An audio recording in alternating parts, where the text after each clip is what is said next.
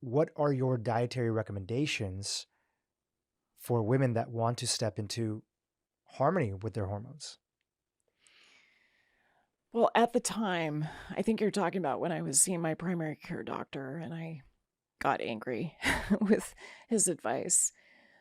So this is a bit vulnerable, Drew. I would say when I was in my mid 30s up until about age 40, I was a food addict. I was eating a lot of carbohydrates. I was um, loosely following a Mediterranean diet. And I was eating a lot of fresh fruits and vegetables, probably too many fruits for my system and for my blood sugar. And what I really discovered was that I was using food to soothe myself. And that's a very common reaction that men and women have, women more than men. And at the time, I didn't realize that it was really an unsuccessful strategy. So I was overweight. I was drinking too much wine. It was a big part of coming home from a day of seeing a lot of patients. I would pour myself a glass of wine while I was cooking dinner, and I'd have another glass of wine when I ate dinner. It was too much for me. 2 glasses of wine was too much. And I basically couldn't turn off the fat storage until I really cleaned up my diet. So there's a lot of different components to this. I'll try to keep it relatively simple. But I also urge caution here because what worked for me may not work for the next person. And this is where you really have to do some N of 1 experimentation. So I got into food recovery, and that made a big difference. And I wrote about that in my first and second book. So there's a lot more detail there. But I realized that the Mediterranean diet actually caused me to gain weight. Mm. And so I had to do more of a low carb version of the Mediterranean diet. So still getting, a lot of different colors of the rainbow with the food I was eating. I had to focus more on non-starchy vegetables, less on fruits. I had to eat more protein because I really found that helped to stabilize my blood sugar. And I needed a lot more fat. So those were some of the things that I had to change. And, what I found was, I would say about 35 to age 40, I needed to reduce my carbohydrates and increase my protein. In my 40s, I found that as my blood sugar was really changing pretty dramatically, that I needed more fat and I needed more fiber. So those were some of the changes that I made. And then I found, starting around age 50, that I really needed to increase my protein because I was starting to lose lean body mass. And that's really critical because, Mm. there's so many women who lose muscle mass. And our friend Gabriel Lyon, I think, has written a beautiful book about this very topic, Forever Strong. So I really encourage people to check that out. But after 50, I needed more protein and I needed to do these ketogenic pulses. I would do them for about 4 to 6 weeks. To get into ketosis, I found that it really helped me with the brain fog and with some of the cerebral hypometabolism or slowdown in my brain function that I was noticing. And it really helped me to regain my metabolic health. So that's a bit of a tableau over time. And what I encourage people to do is N of 1 experiments. And the thing that helped me with my N of 1 experiments more than anything else was a continuous glucose monitor. Mm. Well, I want to ask you about that. And before we go into continuous glucose monitor, would you say generally, because we have a whole host of people that are listening, some people that have been on their health journey for a long time, some people that are just starting, that within that N of 1, there could be some broad strokes that could be applied to everybody? Yes, Um, Getting off of ultra processed food or highly minimizing ultra processed food and that's right. shifting to more whole foods diet, regardless of how people, maybe even doing at some point in time, again, unless if you have um, some history with disordered eating and you might want to be working with a professional. But I generally find for most individuals, there's not really even a sense unless they audit their total calorie and protein intake. Like, just doesn't have to be that the way that you are measuring your food all the time or tracking calories, but even for 2 weeks, getting a sense of like how much are you just eating in terms of total calories that are there from our diet. Yes. Healthy food today, processed healthy food, tastes better than ever. It's so easy to even overeat on those types of things. And total calories, while they aren't the entire picture, they still matter, especially Yes. when it comes to body composition. So staying away from and minimizing ultra processed food, maybe doing a little bit of an audit situation. Generally, most people are going to benefit from including and getting more diversity of fiber in their Yes. diet, as well as one of the last ones that would be there would be, we mentioned protein already. Yeah, anything else you'd add to that mix? Well, That'd I be would there? say fat. I think really paying attention to fat. Fat is the backbone of all the sex hormones that you make. So if you think about the diagram of how sex hormones are made in the body, they're made from cholesterol. Yeah, a lot of people So don't realize that. a lot of folks don't realize that. So cholesterol fat gets converted to pregnenolone. That's the mother hormone that goes on to make progesterone and cortisol and DHEA and then testosterone and the estrogens.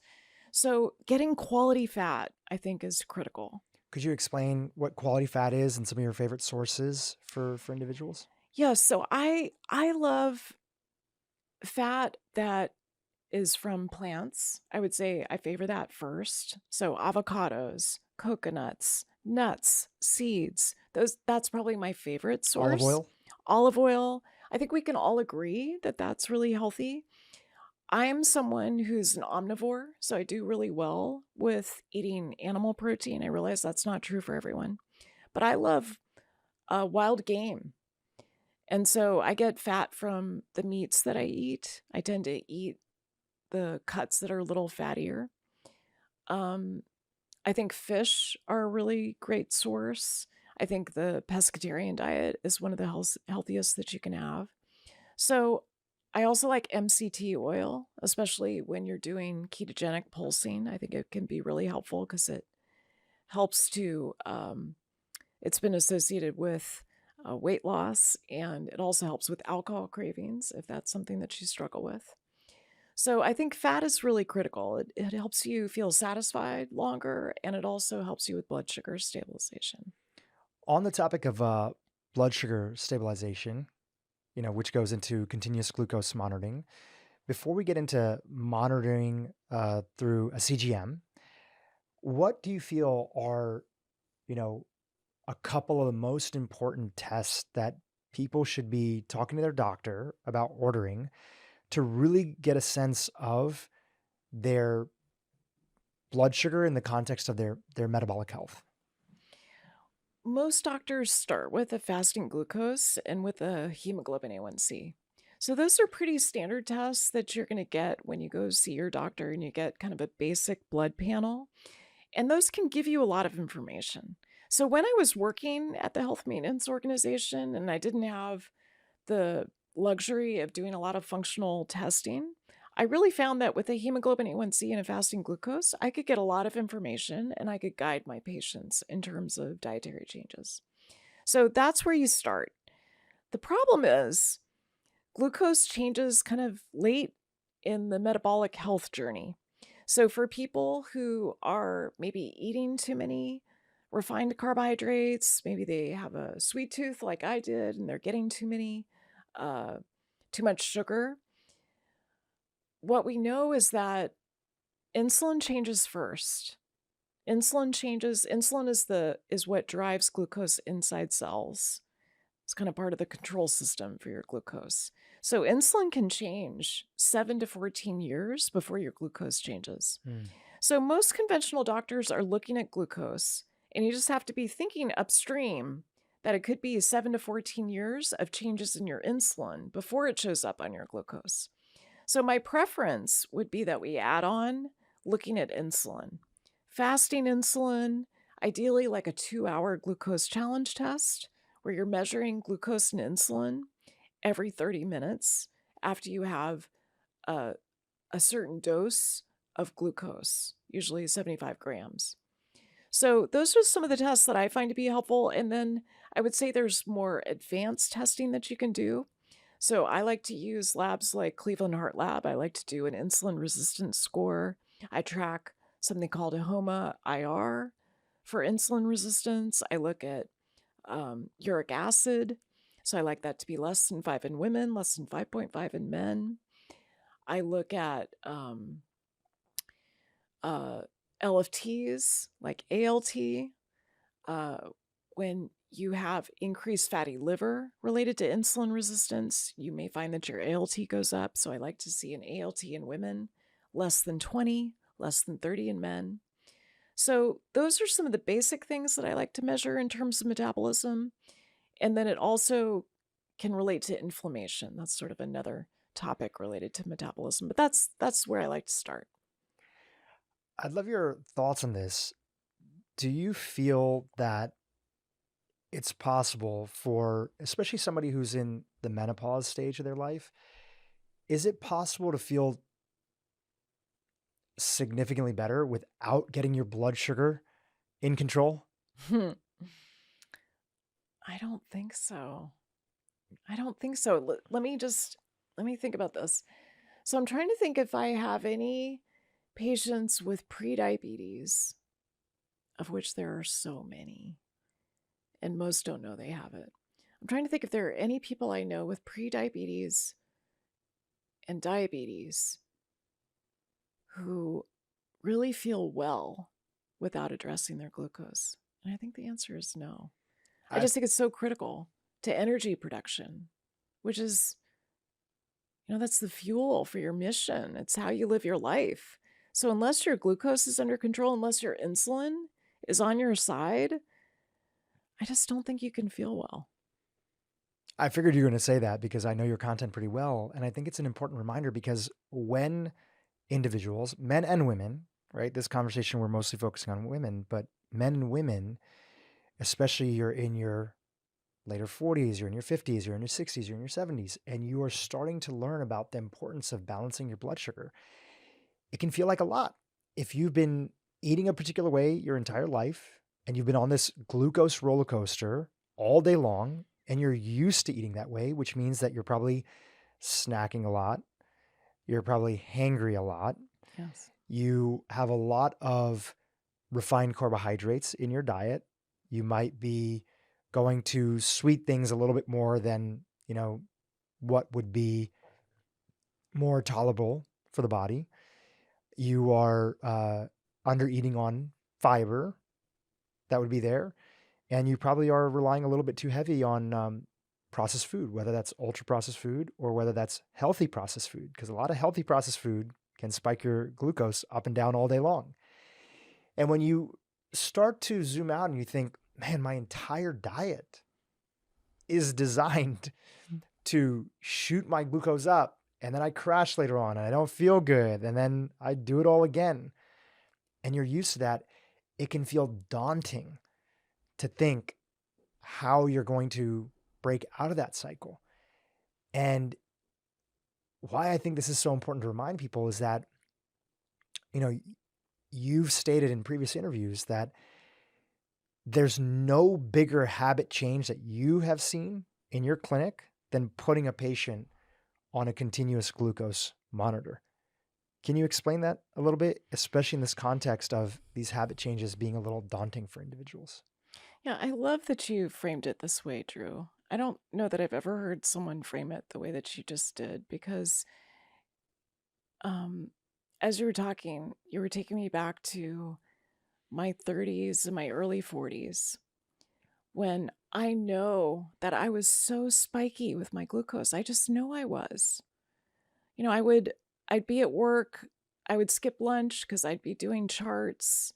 I would grab, a granola bar or something like that, and that would spike my glucose and then I would crash.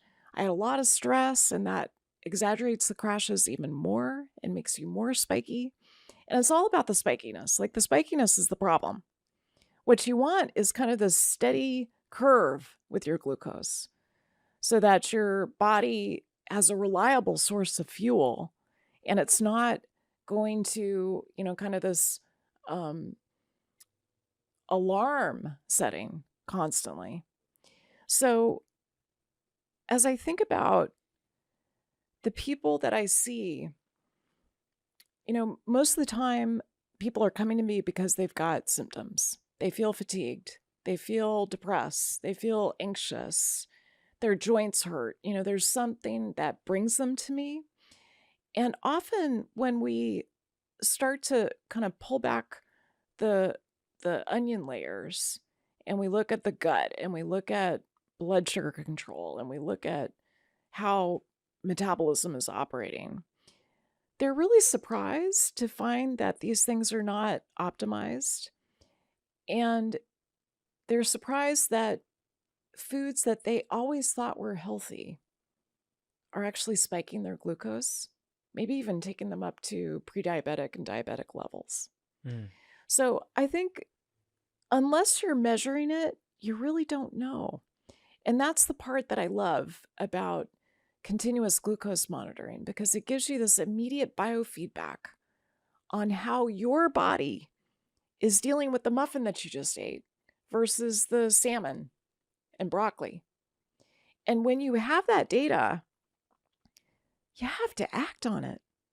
Like, it's when you realize, oh, I feel so terrible after the muffin. And wow, look, my glucose didn't change at all when I had the salmon and the broccoli. Like, that is enchanting to get that kind of personalized information about yourself, and you just can't ignore it. So it sets up this loop of integrity that I think otherwise people are missing. It's almost like what you don't know, like it's very hard to change behavior unless you have this objective data that's saying to you, Sara Gottfried, when you eat a banana, your glucose goes up to 180. Like, you can't go out and have the acai bowl with your daughter every time you come to Los Angeles because your glucose is spiking way too high. And then you feel like a hot mess the rest of the day, irritable, struggling, can't go work out at SoulCycle like I used to love to do with her. And so it allows you to connect the dots in a way that I think is really critical. To add to that, because I'm a big fan of continuous glucose monitors as well. I think we're both advisors to Levels and we're big fans of them. We'll link to them in the show notes for anybody that wants to check them out. It's also too that you can eat, in my experience, the banana, but have it after, at the end of the meal. Because I think part of what you're also helping people understand is that, we don't want to demonize any sort of macronutrient that's there. And interestingly enough, I found that, even when you do things like you go in the sauna, your glucose goes up, or you do a heavy workout, your glucose goes up. And those are natural responses that the body has that's there. So certain meals I would have, I'd go up. But what was great about eating a balanced, like eating a blood sugar balanced forward diet, is that when I shifted to that style of eating, which is largely the things that you're talking about, I would naturally have a up curvature, and then it would naturally kind of come down without like looking like a big yo-yo throughout the day. And then when I started training a little bit more seriously than I was, I actually found that I could eat more carbohydrates than what I was eating at the time. I had pretty much stripped all refined carbohydrates out. I was starting to pulse in some white rice, especially on the days that before the day that I would work out. And I found that my improvements in the gym were significant. And I also found, because I was tracking my fasting insulin, that my fasting insulin was staying stable primarily because I was adding lean muscle mass all throughout the process. And it's our lean muscle mass that's eating up all this glucose in the first place. Another reminder that you can actually just get away with eating some more carbs. It was my situation. If you're bringing in that strength training piece. Now, I wasn't eating 300 grams of carbs a day. I'm just talking about a little bit of additional carbohydrates in my diet when I'd pretty much stripped them out. And I generally noticed that I was feeling better and my glucose was still, mostly balanced. My score at the end of the day, you get a score from Levels on the app that was there. I was still regularly scoring in like the high 80s or 90s. And so that's the interplay of how all these things come in together, is that we don't have to worry that we can never eat some of those things. It might be that we change the sequence of how we eat them, and that we're eating less of these sugary, spiky foods on an empty stomach, which is what 99% of people are doing out there. That's right. I mean, you just spoke to the complexity of the system. And I think it's so important to realize that, yes, we don't want to demonize foods. We want to learn what's the best way to package them in your system? And that's why I love N of 1 experiments. I mean, it's really the primary tool of precision medicine. And some people are a little daunted kind of hearing, oh, it sounds so sciencey, N of 1 experiments. But really it's something that all of us do kind of intuitively. We just don't call it that. So I did an N of 1 experiment when I was in my 30s and I was struggling with my weight, and I realized, okay, I'm eating too many cookies and ice cream. I've got too many refined carbohydrates. I need to cut back on the carbohydrates that I'm eating, and I need to get into food recovery. And so that was an N of 1 experiment that really worked for me. And then I've had a similar experience as you, where over time, as I've done more weightlifting, I went from being pretty low carb and mostly ketogenic, kind of eating in and out of ketosis, to now having more carbohydrates. And it doesn't spike my glucose like it used to. So yes, I eat them kind of at the tail end of a meal, but my glucose disposal, which is really your muscle, Yeah. has changed. So I've got more lean body mass. I've got, I just don't get as spiky. And so with the continuous glucose monitoring, one of the most important things that I think it's done for my health, and I think it's something that others might want to consider, is that it's reversed my prediabetes. So I was on this path during my 30s toward type 2 diabetes, no question. And no doctor that I was seeing was really tracking it or telling me, you got to do something about this. Your fasting glucose is 105. Oh, this year your fasting glucose is 110. No one was tracking this for me. And so, there's a lot of ways that conventional medicine offers us so much for acute care. If you've got a broken bone, if you need your appendix out, I love conventional medicine. But when it comes to chronic disease, like the way that your metabolism is working or not working, the development of prediabetes, the development of type 2 diabetes, it's a place where conventional medicine really falls down on the job. So you got to track these things. And with continuous glucose monitoring, with doing these N of 1 experiments, I was able to reverse my prediabetes. And it wasn't just that my fasting glucose was elevated. I went and did some advanced testing with one of my mentors, Mark Houston, and he demonstrated that with that fasting glucose kind of in the 105 to 110 range, I had downstream consequences to my blood vessels. My blood vessels were showing damage, even though I didn't have diabetes yet. And that's something we see in women, that the cutoffs we use for diabetes were mostly defined in men. And women at lower glucoses in the prediabetes range have more adverse consequences than men do. So it's another really important sex difference. So for the women who are listening to us, I really want you to understand this may or may not be tracked for you. You really want to take it on yourself. Look at your fasting glucose over time. Ask for fasting insulin. Maybe do a 2-hour glucose challenge test. If you can afford it, do some continuous glucose monitoring so that you can see if this is a problem for you. Fantastic. Important reminder. If somebody wanted to go get started on a continuous glucose monitor, do you want to just mention it and then we can put your link in the show notes? So I usually advise people to start with their clinician. So the first glucose monitor that I got was as a research subject. And it was a lab that was looking at different food plans and how it affects glucose. So that was about 5 years ago. But after that, when I saw, I was tracking my prediabetes, I went to my primary care doctor, different one than when I was in my 30s, and said, hey, I've got prediabetes. I really want to keep this from developing into diabetes. Could we get a continuous glucose monitor? And my insurance paid for it with the diagnosis of prediabetes. So that's not true for all insurance, but I'd say start with your doctor. And if your doctor is unwilling or your insurance won't pay for it, that's when you would consider more a direct-to-consumer approach, but you still need a prescription. So I usually don't recommend just one different direct-to-consumer. lab, I usually suggest, NutriSense, levelshealth.com, there's Zoe Health.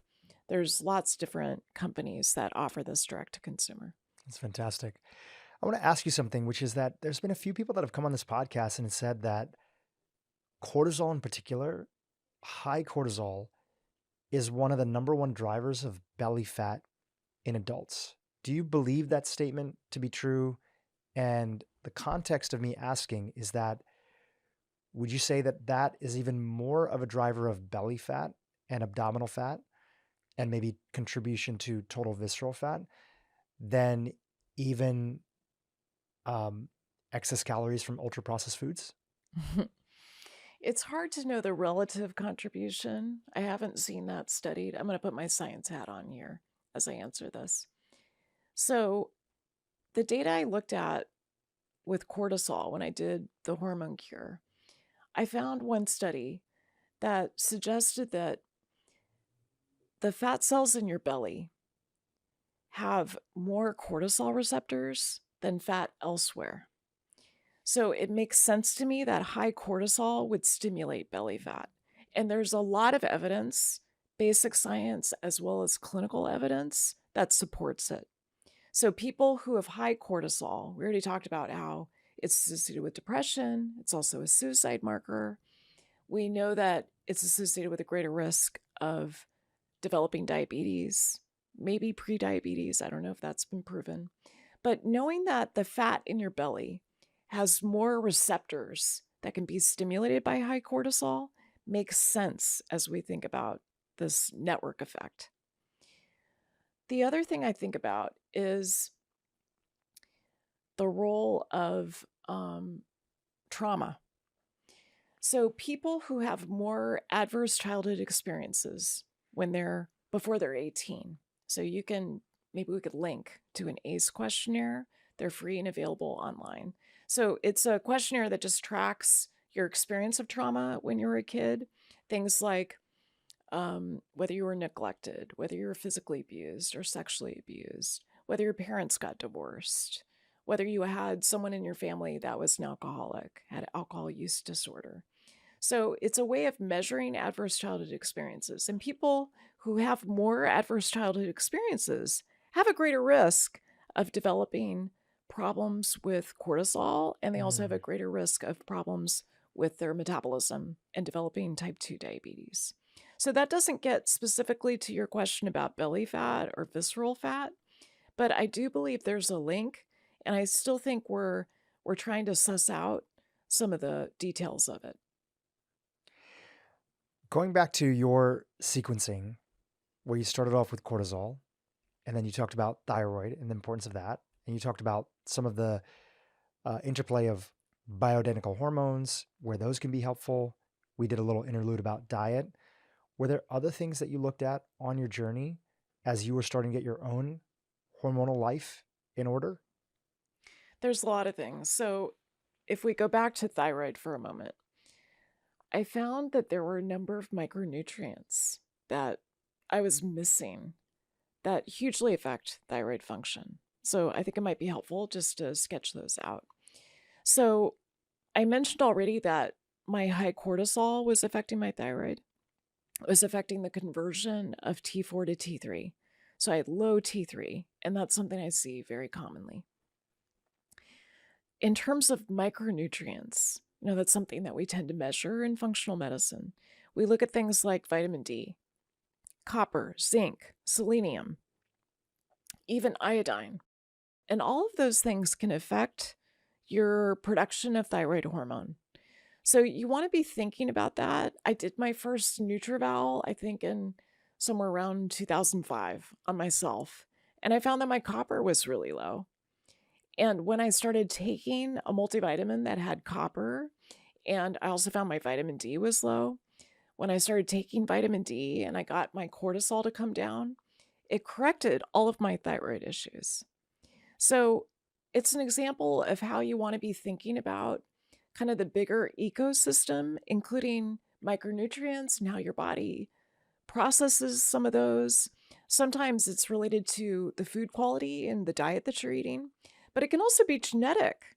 So if you think about genetic drivers related to the thyroid, I have a problem with my vitamin D receptor. So I need higher doses of vitamin D to keep my levels where I want them to be. And vitamin D is kind of like estrogen. It's got like 400 jobs in the body. And you want to make sure that your vitamin D is sufficient, especially for gut function, along with thyroid function. The other piece that I'll mention, and we can go there if you want or not, is that as I corrected my cortisol issues and I got my hormones into a better place, I would reach kind of a new plateau. I would feel really good. I'd have a lot of energy. I would launch another couple of books. And then I would kind of easily backslide. I noticed this pattern over about 10, 12, 15 years. And I realized that trauma was a big part of the backstory for me in terms of chronic cortisol problems. So I could optimize my cortisol. I could do it, with daily meditation and yoga and taking some of these supplements that we've talked about. But I really needed to excavate and reprocess some of the trauma that I experienced to get my hormones back into balance. So that's not usually where I start with somebody. When we're trying to address hormones, I really start with cortisol. I start with the hormonal Charlie's Angels. But it's something that you want to be thinking about, especially if you're someone who's been working on your hormones for a while and they get better and then they backslide. They get better and then they backslide. You want to be thinking about trauma. You talked about estrogen and the connection between that and fiber. We know the stats that past individuals have shared on this podcast, which is, average adult American is getting less than like 15 grams of fiber a day. So in that particular instance, especially for individuals that are going through perimenopause and getting closer to menopause or maybe in menopause, if they don't have adequate dietary fiber in their diet, right, how does that actually show up as symptoms they might be dealing with inside of the body? The way that I think of it, Drew, is that estrogen and progesterone are like tango partners. And you want to have a really good dance between the two. You want it to be well balanced. You don't want one to lead or, one to be dominant. And so having this balance between estrogen and progesterone is something that I want women to focus on, regardless of their age. So if you're 35, 40, 45, 50, etc., focus on the balance between estrogen and progesterone. So the fiber becomes important because if you don't get sufficient fiber, if you, I think of fiber as in some ways inactivating estrogen. So the golden rule of estrogen is that you want to use it and then you want to lose it. So you want to use it, you want to stimulate your receptors, and then you want to poop or pee it out. You don't want it endlessly recirculating in your body, usually through your gut, almost like bad karma. You want to be able to get rid of it. So fiber helps you to get rid of it. The other thing that you want to think about is that there are 3 bacteria in the gut that produce an enzyme called beta-glucuronidase, or BG for short. And if you've got too much of these particular bacteria, you might have a high level of this particular enzyme, and that can be associated with higher estrogen levels. So fiber, I think, is kind of the easy thing to reach for here.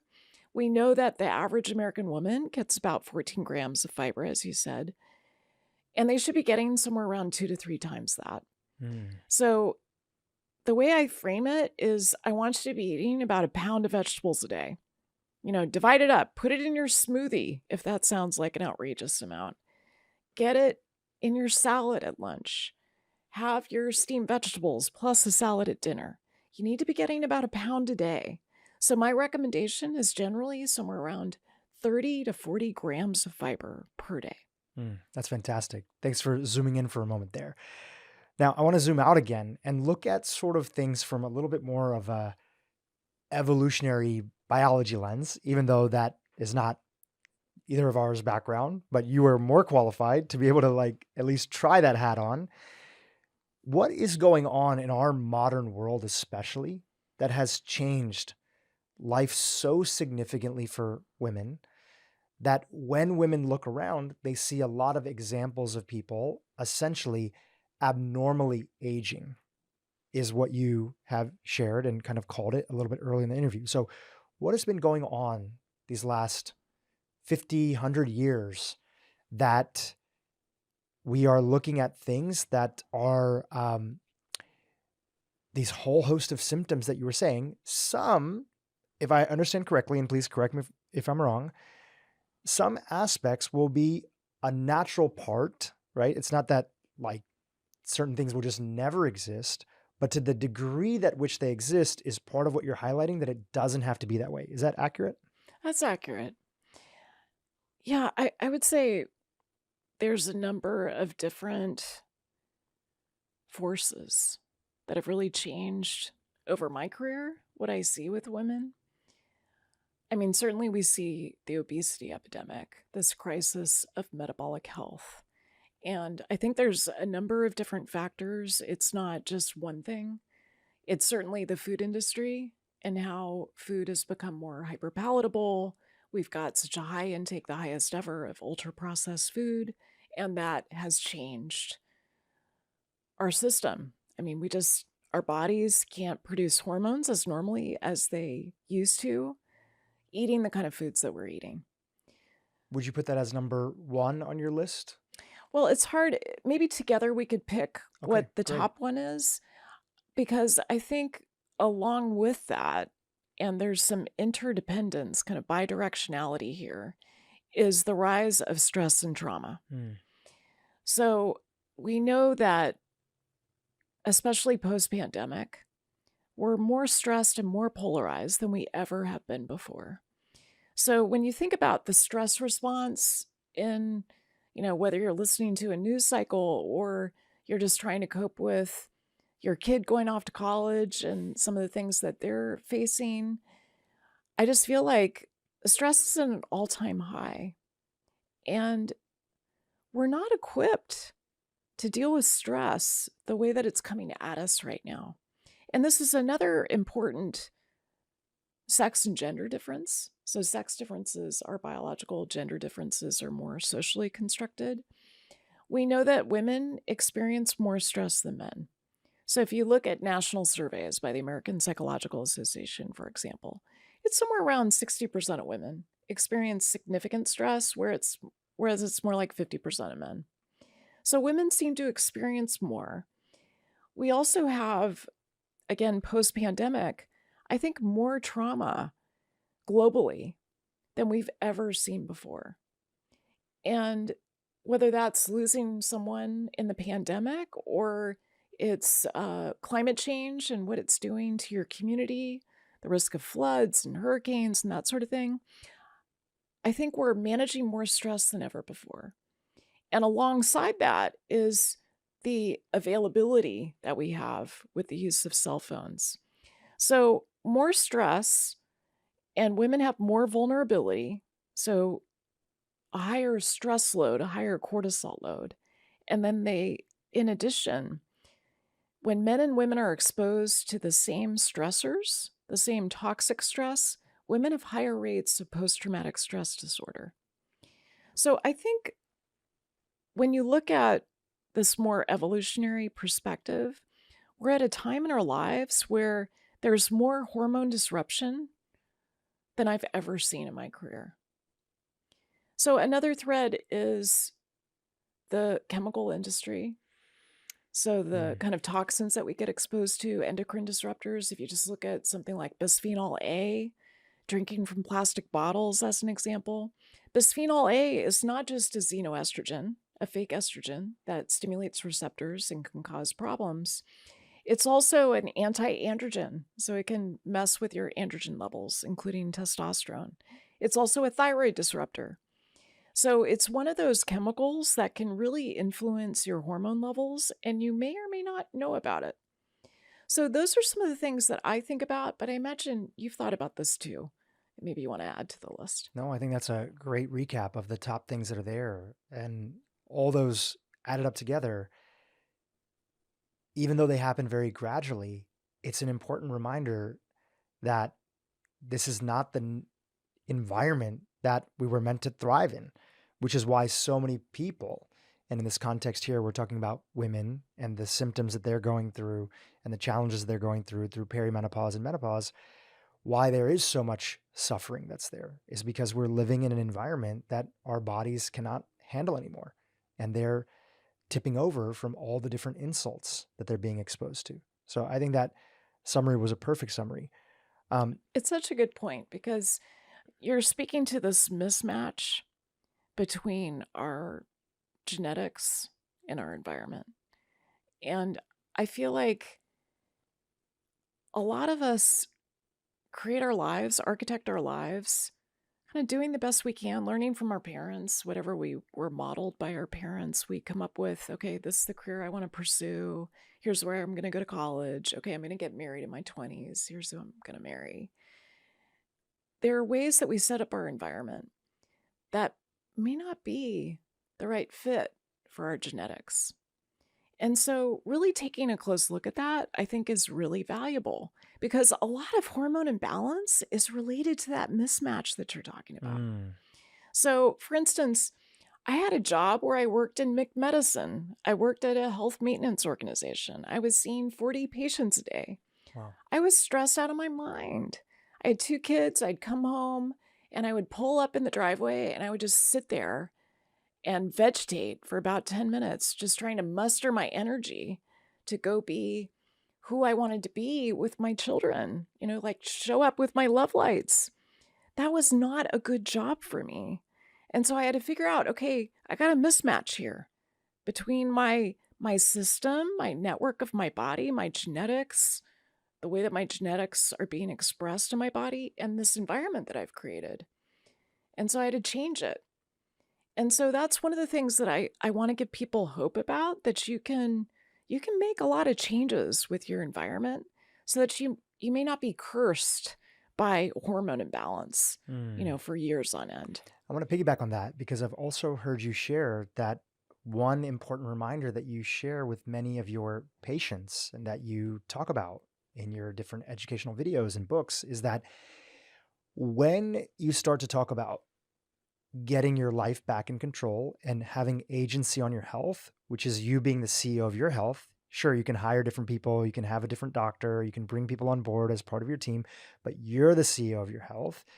When you do that and you start to look at the things, and women start to look at the things that might be necessary to start feeling better, it can feel very overwhelming. But even that feeling of getting very overwhelmed and not having the same maybe tenacity that you felt that you had years ago, that itself could be a symptom of disruption in hormones. Is that accurate? It's a really good point because I hear about overwhelm all the time. And I've been there myself. Like I know what it's like to be given advice. Okay, I need to, get on my Peloton 5 days a week. I need to do power zone training. Oh, I need to eat differently. I need to decrease my carbohydrates. And I need to do that together with, having these 2 kids that I adore and have full responsibility for. And I've got a husband. Managing it all can be totally overwhelming. And you're right. It's important to realize that often is a symptom of this time of life. So this life cycle change from our reproductive lives and kind of having the regular same level of hormones each day of a hypothetical 28-day cycle to having things be more wonky in perimenopause and menopause, it's really common to feel like you just can't handle one more thing. You just can't. So I think it's important to realize that that's a symptom. It's not like a permanent state of mind.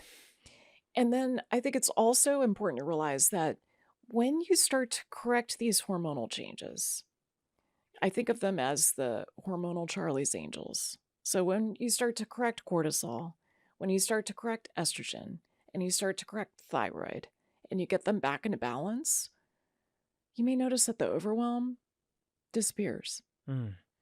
So agency, I think, is really critical here. And in some ways, kind of a leap of faith that as you put in the work to get your hormones back into balance, that feeling of overwhelm may dissipate. You have a incredible graphic. It is the hormonal Charlie's Angels. And I think the visuals are also very helpful. Again, if you're listening on audio, we'll link to maybe this image with your permission Sure, of in the course. show notes as well. So let's describe this image here, the Charlie's Angels of hormones, as just a little bit of a recap of what you were sharing. Yeah, I mean, there's so many hormones that are critical for women, but these are the three that I focus on the most as a clinician. So cortisol is the main stress hormone. It is the priority in the body, and it governs your blood sugar. It's also involved in managing your blood pressure and your immune function. So a lot of people who uh, are trying to get their hormones in balance and they're making their way through perimenopause, they kind of leave out cortisol, and that's not doing them any service. So you want to focus on cortisol really first and foremost. So you can get away without having estrogen. Like your body will survive without estrogen. Your body will not survive without cortisol. It is the priority. So it's not a democracy in the body with all these hormones. I would say the two most important are cortisol and insulin. So when you think about the female body and these three hormones, the Charlie's Angels of hormones, cortisol talks to thyroid. So a lot of women experience, especially after 40, what we call thyropause. So that's this gradual change in terms of thyroid function. Usually it's in the direction of low thyroid function or hypothyroidism, can sometimes be in the other direction, hyperthyroidism. And somewhere around 90 to 95% of thyroid dysfunction is related to autoimmune disease. So I'll just kind of asterisk that. Maybe we can come back to autoimmune disease. Absolutely. But thyroid is, pretty much every cell in your body has thyroid receptors. It affects your metabolism. It's kind of like the gas pedal. If you think of your body as a car, it's critical to energy production. And then we've talked a little bit about estrogen. It is the primary regulator in the female body. It regulates menstruation. It builds the uterine lining to prepare for pregnancy if that's something that you want. And if you don't get pregnant, then you shed your lining. It also keeps women lubricated in terms of their joints, in terms of their vagina. It's got about 400 jobs, so I just have two that are listed here. But we want to be thinking about, okay, maybe you notice that your shoulder has become more stiff, like you don't have the mobility that you used to have in your shoulder, or maybe the same thing in your knee or your hip. And if you're someone who's in that age range of like 40 to 45 to 50, you want to be thinking estrogen. You want to be thinking about, okay, seems like my lubrication just isn't what it used to be. And so we can track all of these hormones. We can track these Charlie's Angels of hormones. And then I like to just mention for the guys, I think of it as the three amigos. We want to be really considering testosterone, thyroid, and cortisol in men. And one interesting thing that I learned from your content is that also for women, testosterone plays a big role in their health. And is it accurate that it's the most abundant, like it's more abundant than Yes. estrogen? Yeah, inside the body? testosterone, if you're someone like me who gets a hormone panel once a quarter, and you look at the concentrations of your different hormones, the one that has the highest concentration is testosterone. It is the most abundant hormone in the female body. We think of it as a male hormone, but it is so critical for women, so critical. And if you think about confidence and agency and just feeling like, you get up in the morning and you're ready to face your day, a lot of that is testosterone. I didn't pay as much attention to it when I wrote the Hormone Cure because my testosterone levels were fine. And then I found, as I wrote more books, my last book in particular, Women, Food, and Hormones, that my testosterone was on the decline. So that got me to pay a lot more attention to it and to track my levels over time. And then once I dipped below a certain level, I started to use bioidentical testosterone, and it's made a huge difference. So yes, testosterone is so critical. We think of it as important for muscle growth, for, it's one of the growth and repair hormones. It's an anabolic hormone. So especially at night, it helps you with, seeing a response. If you're someone like me who likes to lift weights, you should see a response. And testosterone is one of the mediators of that. Certainly, it's involved in sex drive. We all think of it in that regard. And that's true for men too, in terms of their um, sex drive, their muscle response to exercise. It's also critical in terms of mood and anxiety. So men need to have a certain level of testosterone, and women do too. So even though men have a lot more, somewhere around 10x what women have, women are still exquisitely sensitive to it. And so we want to make sure that they've got the right amount of it. That's fantastic. Just a tiny little sidebar, because I'm always getting my labs done. Last year when I turned 40, I was really inspired by a mutual friend of ours to start taking strength training way more seriously than I did, Dr. Gabrielle Line. So I did a full body composition measure. I did it right after a big trip to Italy, so that probably wasn't the best idea, but it was very motivating. I remember that trip. It I looked like came a lot in, of fun. It was a lot of fun. I had a blast. My wife was there. My friends were there. Their wives were there. We had such a good time. A few of the guys were all turning 40. Came back, did my body composition, and was shocked in a good way and motivated in a good way, and also got my labs done. And I saw that my testosterone was in the sort of normal, but not like optimal, right? I think it was like came in around like low 400s, right? And then just through primarily improving my body composition, adding lean muscle mass, strength training as a byproduct of strength training 3 to 4 days a week, because I wanted to take it seriously, upping my protein, which is a big part of it. I kind of grew up under eating protein, and being on a more vegetarian diet. I was vegan for 7 years before I, discovered the world of functional medicine and integrative medicine and completely changed how I operated. And in less than a year, I increased my testosterone by almost 100 points just through that. No testosterone patches, no prescription testosterone. And it's just such a reminder of how powerful the body is when we create the right environment for this. And I can imagine that you've probably had female patients themselves also too, because you're a big fan of resistance training, have seen their own improvements, hormonally, just by putting some more intention into this area of resistance training. Such a critical point. I feel like in the debates that we have scientifically about low testosterone in men or low testosterone in women, it tends to be this polarized conversation about should we do testosterone replacement therapy? And what gets lost is the lifestyle changes that can really make a difference with your hormones. I mean, if you think about it, the food that you eat is really the backbone of the hormones that you make.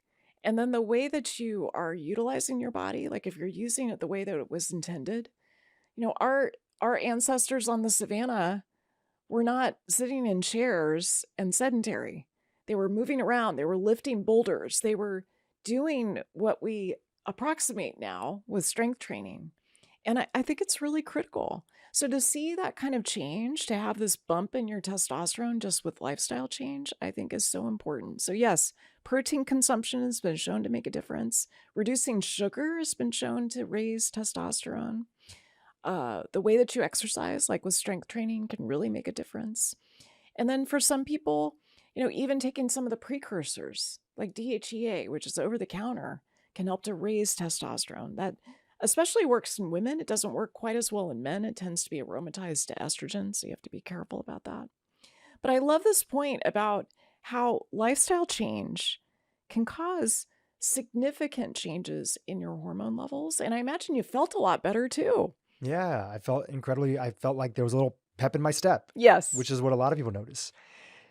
I want to take some of this and I want to contextualize it in your story. And of course, your books where you have fantastic protocols that you've written that women can follow. We have the links to your books in the show notes below.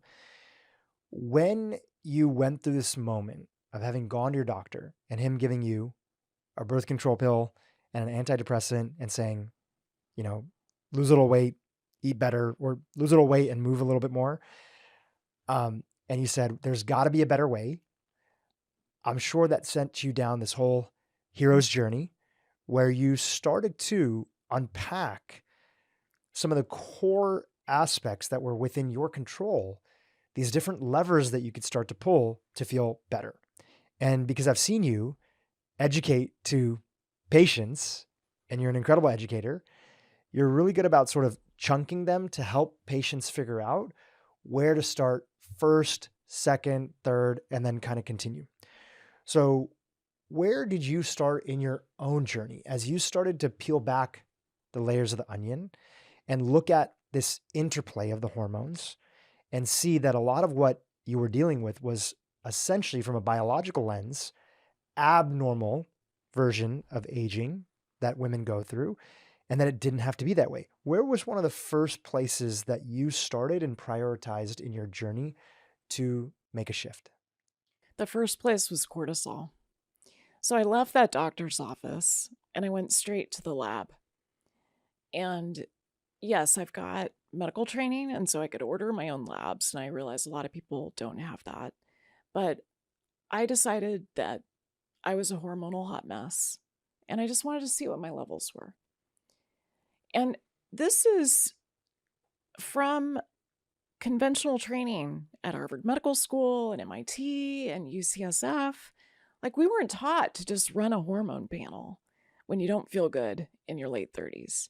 So this was a bit of a hunch, but I found that my cortisol was about 3 times what it should have been. And that was my first clue, because my other hormones were off, but they weren't off as much as my cortisol was. So I paid attention to my cortisol because it was 3 times really what I considered to be normal.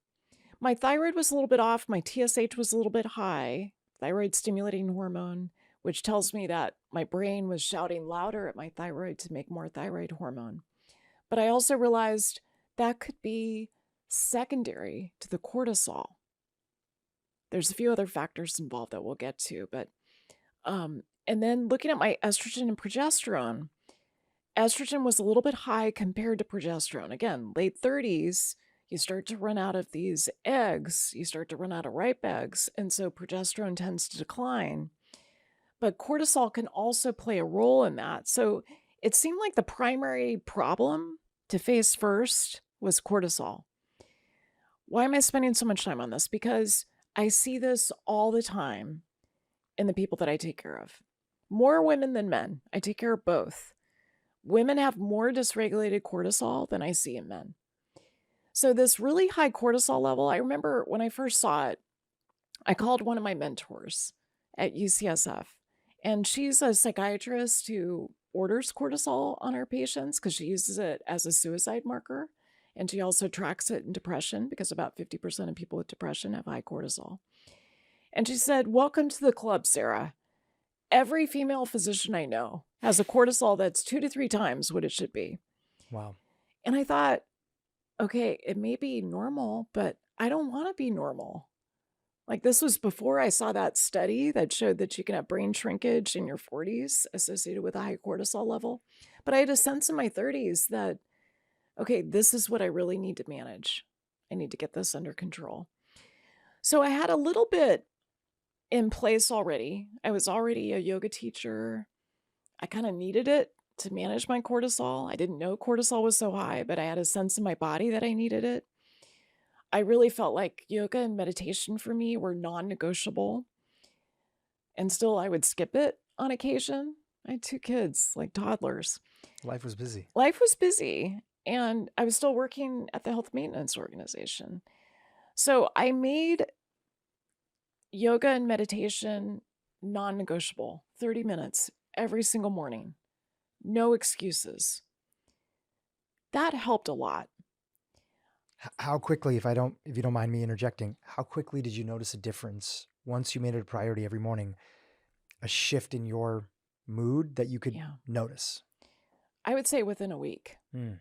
I mean, and you're a meditator. Yeah. Not really. Not really. Okay. Not really. Well, I've gone through long periods of my life. Yeah. Where I've been very good about meditating. Yeah. I've gone through long periods of my life where I haven't meditated, but I'm not ashamed to say that I'm not a daily meditator. I really appreciate you sharing that. I think it helps for people who are listening to us and they're thinking, why can't I meditate? So, but you've probably had the experience when you were meditating regularly of some days that just, oh my gosh, it just feels like the stars aligned and you just feel Mm. so good after whatever time you committed to meditation. You get up off the cushion and it just, it just feels like, oh, that was a good one. So there are days like that that I think accelerate this recovery with the stress response system, and they create balance between the sympathetic nervous system, kind of the on button of your autonomic nervous system, versus the parasympathetic nervous system, which we're activating with meditation. So there are some days that are better than others, but I would say on average about a week. That's when I really notice a Mm. change. So cortisol was the first place you started, and prioritizing the sort of rest and recovery aspect. Rest and recovery. And let me layer in a couple of other things. At the time, I was a runner. So I was running about 4 miles 4 times a week. And so when that doctor said to me, you need to exercise more and eat less, and I just knew in my bones that that was wrong, I started to look at the literature on running and I realized, oh, I'm already a high cortisol person. I go running and I'm raising my cortisol even higher. Mm. I wasn't doing any strength training. I was doing chronic cardio at that time, and that was adding to the problem. So high cortisol kind of day in and day out. And I was still 1 foot in conventional medicine, 1 foot in this more functional integrative medicine world. And so I still had this idea, well, is there a pill I could take?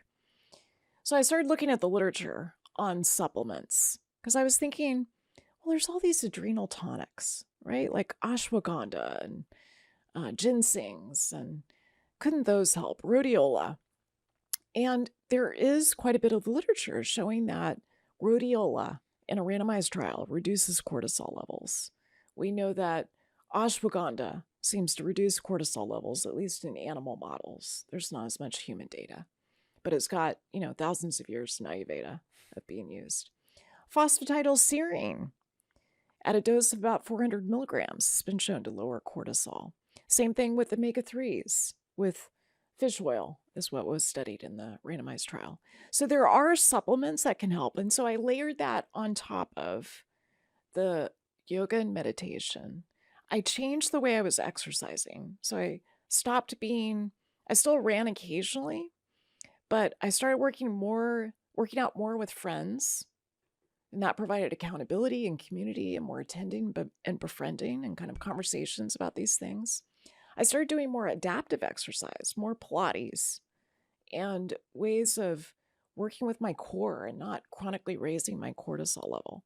So those things together, I would say over about a 6-week period, really made a difference. Mm. So I felt a difference at a week with the yoga and meditation, but it really took about 6 weeks to reach this new steady state, this new homeostasis.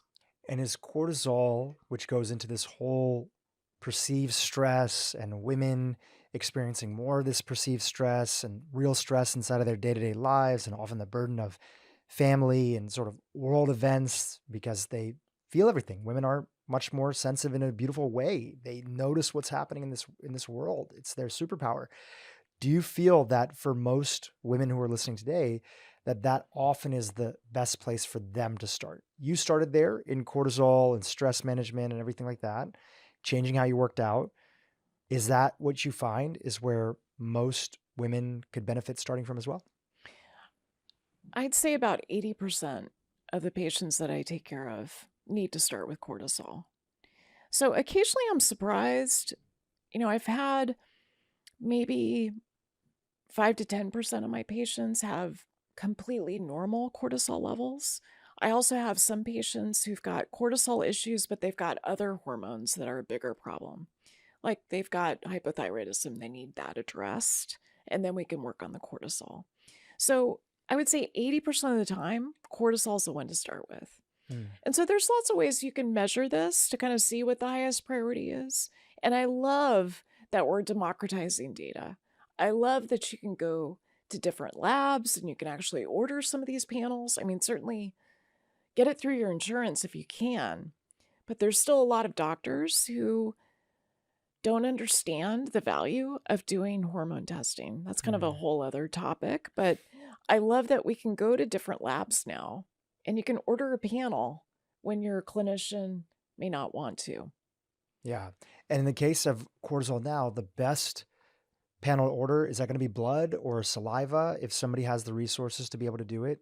So I start with blood. The problem with blood is that it looks at total cortisol. It doesn't measure the free cortisol. So my preference is to use saliva to look at cortisol. And if we want to go a little bit more granular, what I like to do is a diurnal cortisol, and that's where you measure it at 4 points during the day, usually when you first wake up, around noon, 4 p.m., and then before you go to bed. And it should be almost like a lasagna, where the cortisol goes up first thing in the morning, then has a gradual decline while the sun is up. There's also something called a cortisol awakening response, and that's where you measure your cortisol in the saliva when you first wake up, 30 minutes later, 60 minutes later. And those help to tell us whether the control system is working with your cortisol. 1 in 10, that's 10%, or globally 800 plus million people have a diagnosed autoimmune condition. And one of the things you're on a mission to talk about is that for those people, and maybe some others, we'll get to that in a second, if we don't have an honest conversation about the role that trauma, lack of boundaries, both inside and outside the body, chronic stress, and this sort of toxic milieu that we're in, if we don't have an honest conversation of how those things are worsening and making it harder for people to heal, we're not looking at a bright future ahead. I'd love for you to expand on that a little bit more if you could. Drew, it's so good to be back with you. Thank you for having me. And I would say that statistic that you just gave, 10% globally have autoimmune disease. The fact is, it's much graver than that. So we think that people with autoimmune disease have about 7 to 14 years before they get diagnosed. And the sad fact here is that many people who've got autoimmune disease or autoimmunity, which is a pre-disease state, can struggle going to see 4 to 6 doctors before they get a correct diagnosis. They can go for years, sometimes up to 7 years before they are correctly diagnosed. But I want to back up for a second to something that makes this relevant for so many more than just 10% of the population. We believe that post-pandemic, that the rates of autoimmunity, this pre-disease state, have dramatically increased. And we now know from laboratory testing that about 30% of us, healthy, relatively normal people, 30% of us have positive anti-nuclear antibodies. So people need to know about this. If you hear the word autoimmune disease and you think, oh, that doesn't apply to me, the truth is 1 in 3 of us are having a problem with autoimmunity, and we want to address it as early as possible. So this is one of those situations where functional medicine can make such a difference, and early testing can make such a difference. What are the early warning signs that somebody is on their way to getting an autoimmune disease? They may not be diagnosed today, but they have autoimmunity happening in the background. The problem is the early warning signs really vary. So there's more than 100 known autoimmune diseases. And there's a lot of conditions that aren't officially autoimmune disease, but they have autoimmune aspects to them. Things like long COVID, endometriosis, adenomyosis, even some forms of irritable bowel syndrome, fibromyalgia. So with these 100 plus autoimmune diseases, the symptoms really vary depending on how the immune system is attacking your normal tissue. So if it's rheumatoid arthritis, as an example, or Hashimoto's thyroiditis, in those two situations, rheumatoid arthritis, you're attacking joints. Hashimoto's, you're attacking the thyroid. So it depends on where the immune system is targeted for attack. That's what manifests as symptoms. So with Hashimoto's, for instance, 13% of us have positive antibodies against the thyroid, and that can show up as hair loss, weight gain, having kind of this fluctuation in your symptoms as you have flares of your immune system attacking the thyroid. You might have constipation. You might have issues with losing the outer third of your eyebrow. So Hashimoto's is one example of an autoimmune disease, and the kind of early warning signs are these subtle, non-specific symptoms that often people don't realize could then map to a future autoimmune disease. What's going on today in our sort of traditional medical system that if 30% of people are suffering with an early autoimmunity, they may not have a diagnosed condition, but their body is dealing with this autoimmunity, which is your own body attacking itself. We're going to talk about that in a second. What's going on in our current medical system that people are not getting, diagnoses or at least lab work back to them saying, hey, you don't have quote unquote diabetes yet, but you have pre-diabetes. You're on your way to getting an autoimmune condition. I love that you brought up prediabetes because that's a good example of a pre-disease state where somewhere around 80% of people don't know they have it. So in conventional medicine, what's going on is that it's a disease care state. It's disease care. And so they're not looking at prevention. They're not looking at, okay, what are some of the signs of autoimmunity? How do we measure that in a patient and then help them reverse it so that it doesn't become a full-fledged autoimmune disease? So the problem is, at least in the United States, we've got an insurance system that's really organized around disease. It's not organized around health. If you switch the paradigm, like you and I do, if you switch and focus on health, and I really like to define health as a state of balance, a state of homeostasis, where an organism, like a human, is able to manage the stressors and the other things that it experiences from the environment, and it's able to maintain equilibrium inside of the system. That state of homeostasis is the way that I like to define health. So what happens in the conventional medical system is that we don't measure homeostasis. We measure typically blood markers based on symptoms that someone has.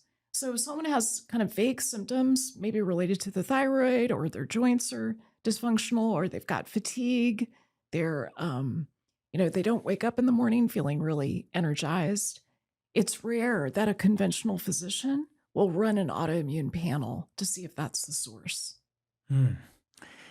Now, before we get into defining what autoimmunity is, I want to just first hint at the fact that in your book, you talk about that there's a three-legged stool. There's not one thing that is directly responsible for somebody getting and ultimately being diagnosed with an autoimmune condition or having some background activity in their body of autoimmunity. It's a multitude of things. Can you just talk about those things, just big picture, and then we'll get into what is autoimmunity? The three requirements for autoimmunity are first, genetic predisposition. Can't do much about that. The second is increased intestinal permeability, so-called leaky gut. And that's where the barrier between your gut and the food that you're eating is leaky. The third is a trigger. And the trigger really varies. So it could be getting infected with a virus. It could be getting infected with a bacteria. But it could also be toxic stress. It could be trauma. And so we know, for instance, in 80% of people with autoimmune disease, they experience a major trauma before the diagnosis. It's important to also mention that this three-legged stool is something that was discovered by Alessio Fasano at Massachusetts General Hospital. He is a pediatric gastroenterologist who first started to look at celiac, one of those 100 autoimmune diseases, and he found that you had to have this three-legged stool to develop celiac.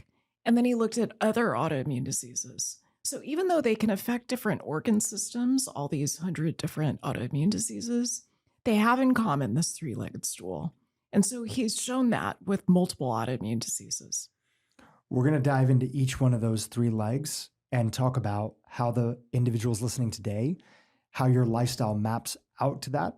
both for the positive and potentially also, for lack of a better term, the negative, but the negative that we can correct and address. Before we get into that though, let's talk about how traditional medicine looks at autoimmunity and how precision and functional medicine, which you're a functional medicine doctor, how they look at autoimmunity in terms of what's actually happening in the body.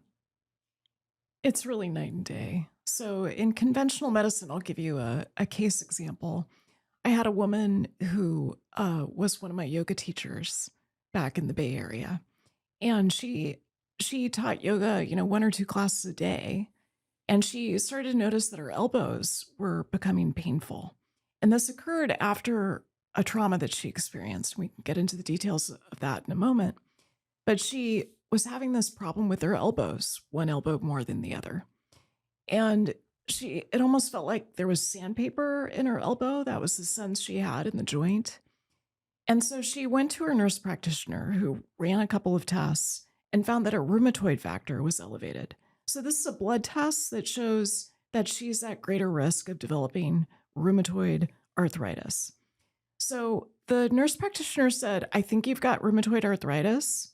Why don't I send you to a rheumatologist?" This woman, who's pretty holistic, she's a yoga teacher, made an appointment. It took about 8 months for her to get in with the rheumatologist. And in that time, she knew about my work. And she said, "Hey, could you help me with this while I'm waiting to see this guy that's, 8 months out?" And so we started working together. And I think this illustrates the difference between conventional medicine and what we do in functional and precision medicine. So we ran a lot of tests beyond just a rheumatoid factor. She, from the nurse practitioner, she did have a high level of inflammation. Her high sensitivity C-reactive protein was high. She also had an elevated ESR, erythrocyte sedimentation rate. What I did was to look first at her gut. And we found in her gut, by doing some stool testing, that she had a lot of inflammation that was coming from her gut. Even though she ate what she thought was a pretty healthy diet, she had an imbalance between the good microbes and the not so good microbes. I think of them as kind of a predominance of Homer Simpson type of bacteria. And so we saw this level of dysbiosis, many of which were the type of bacteria that are associated with developing autoimmune disease. So we did gut rehab. We also looked at her hormones. We found that her cortisol was off. It was high at some points during the day, too high, and low at points during the day, especially first thing in the morning when she felt fatigued. We also did some other testing looking at her cardiometabolic function and saw that there were some problems that we needed to address. So that's an example of what we do in precision medicine. We look at genetics, we look at biomarkers, especially in the blood, to figure out what we can optimize to create that state of homeostasis, to create equilibrium in the body. So after a few months of the work that we did together, it was a basic gut rehabilitation process, as well as getting her hormones into balance using a combination of lifestyle medicine and also some supplements. She found that her pain was greatly reduced by about 90%. So it then comes time for her to go see the rheumatologist. She went and had an ultrasound first, and the ultrasonographer told her that she saw a little bit of inflammation in her elbows, but not much, and didn't think that she had rheumatoid arthritis. Now, technologists are not supposed to say this. They kind of, it's sort of, they're not supposed to make any diagnoses or to explain what's going on, but this one, was kind and wanted to offer her some information. She then went and saw the rheumatologist. The rheumatologist said, "Glad to hear that you're feeling better. Glad to hear that your symptoms are reduced by 90%. But you have rheumatoid arthritis. And here's the list of prescription medications that you should go on, all of which are designed to suppress the immune system." So that illustrates the difference between conventional medicine, which is, okay, you've got rheumatoid arthritis, you've got an autoimmune disease. Let's suppress your immune system with a pharmaceutical, versus precision and functional medicine, where we're looking at the whole organism. We're looking at the systems of the body to try to determine, okay, if you've got a lot of inflammation and it's targeting your elbow, and you've got this genetic predisposition. How do we adjust your lifestyle so that your genes and your environment can work together better? So she was happy with the 90% reduction. She did not want to take the methotrexate and the other medications that this rheumatologist was offering. And she's now relatively symptom-free without taking a single pharmaceutical. That's incredible. You mentioned this three-legged stool of autoimmunity. The first one you mentioned is a genetic predisposition. Humans have largely had, our genes don't change that frequently. It takes, hundreds of thousands, if not millions of years for probably our genes to change. So a lot of people are asking the same question that I'm asking myself today, which is, what is going on in this world today that we're all living in that we're seeing an explosion of autoimmunity? It's a great question. So we don't have clear answers to this, but we've got some hypotheses. So I'll share those with you. And it's true, genes are relatively stable. Like they just haven't changed that much since the evolution that happened on the savannah.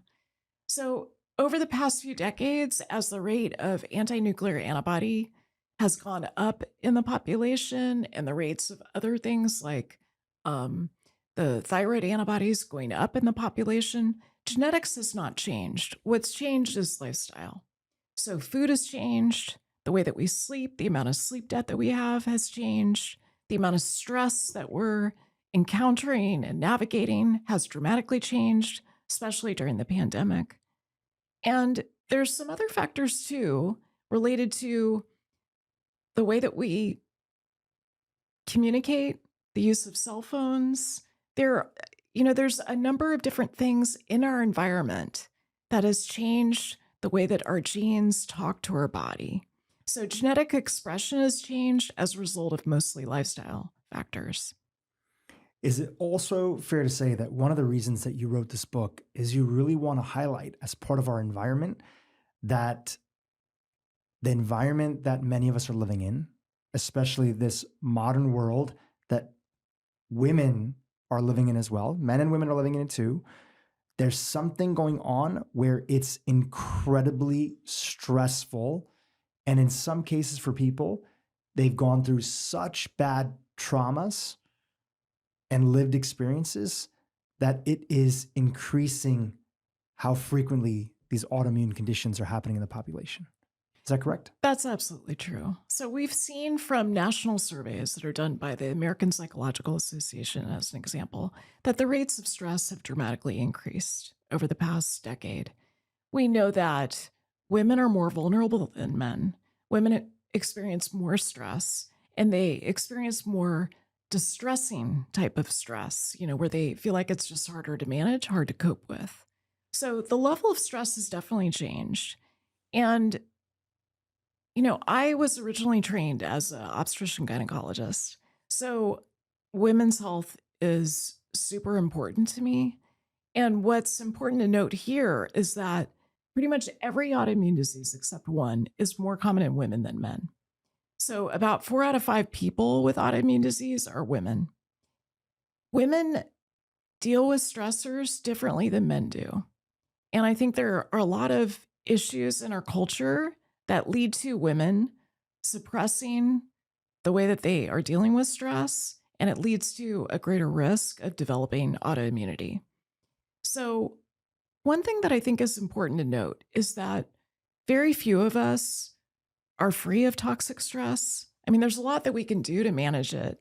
And frankly, I've spent a lifetime sort of learning how to do meditation and yoga and breath work and even psychedelic therapy as a way of managing some of the stress and trauma that I've experienced.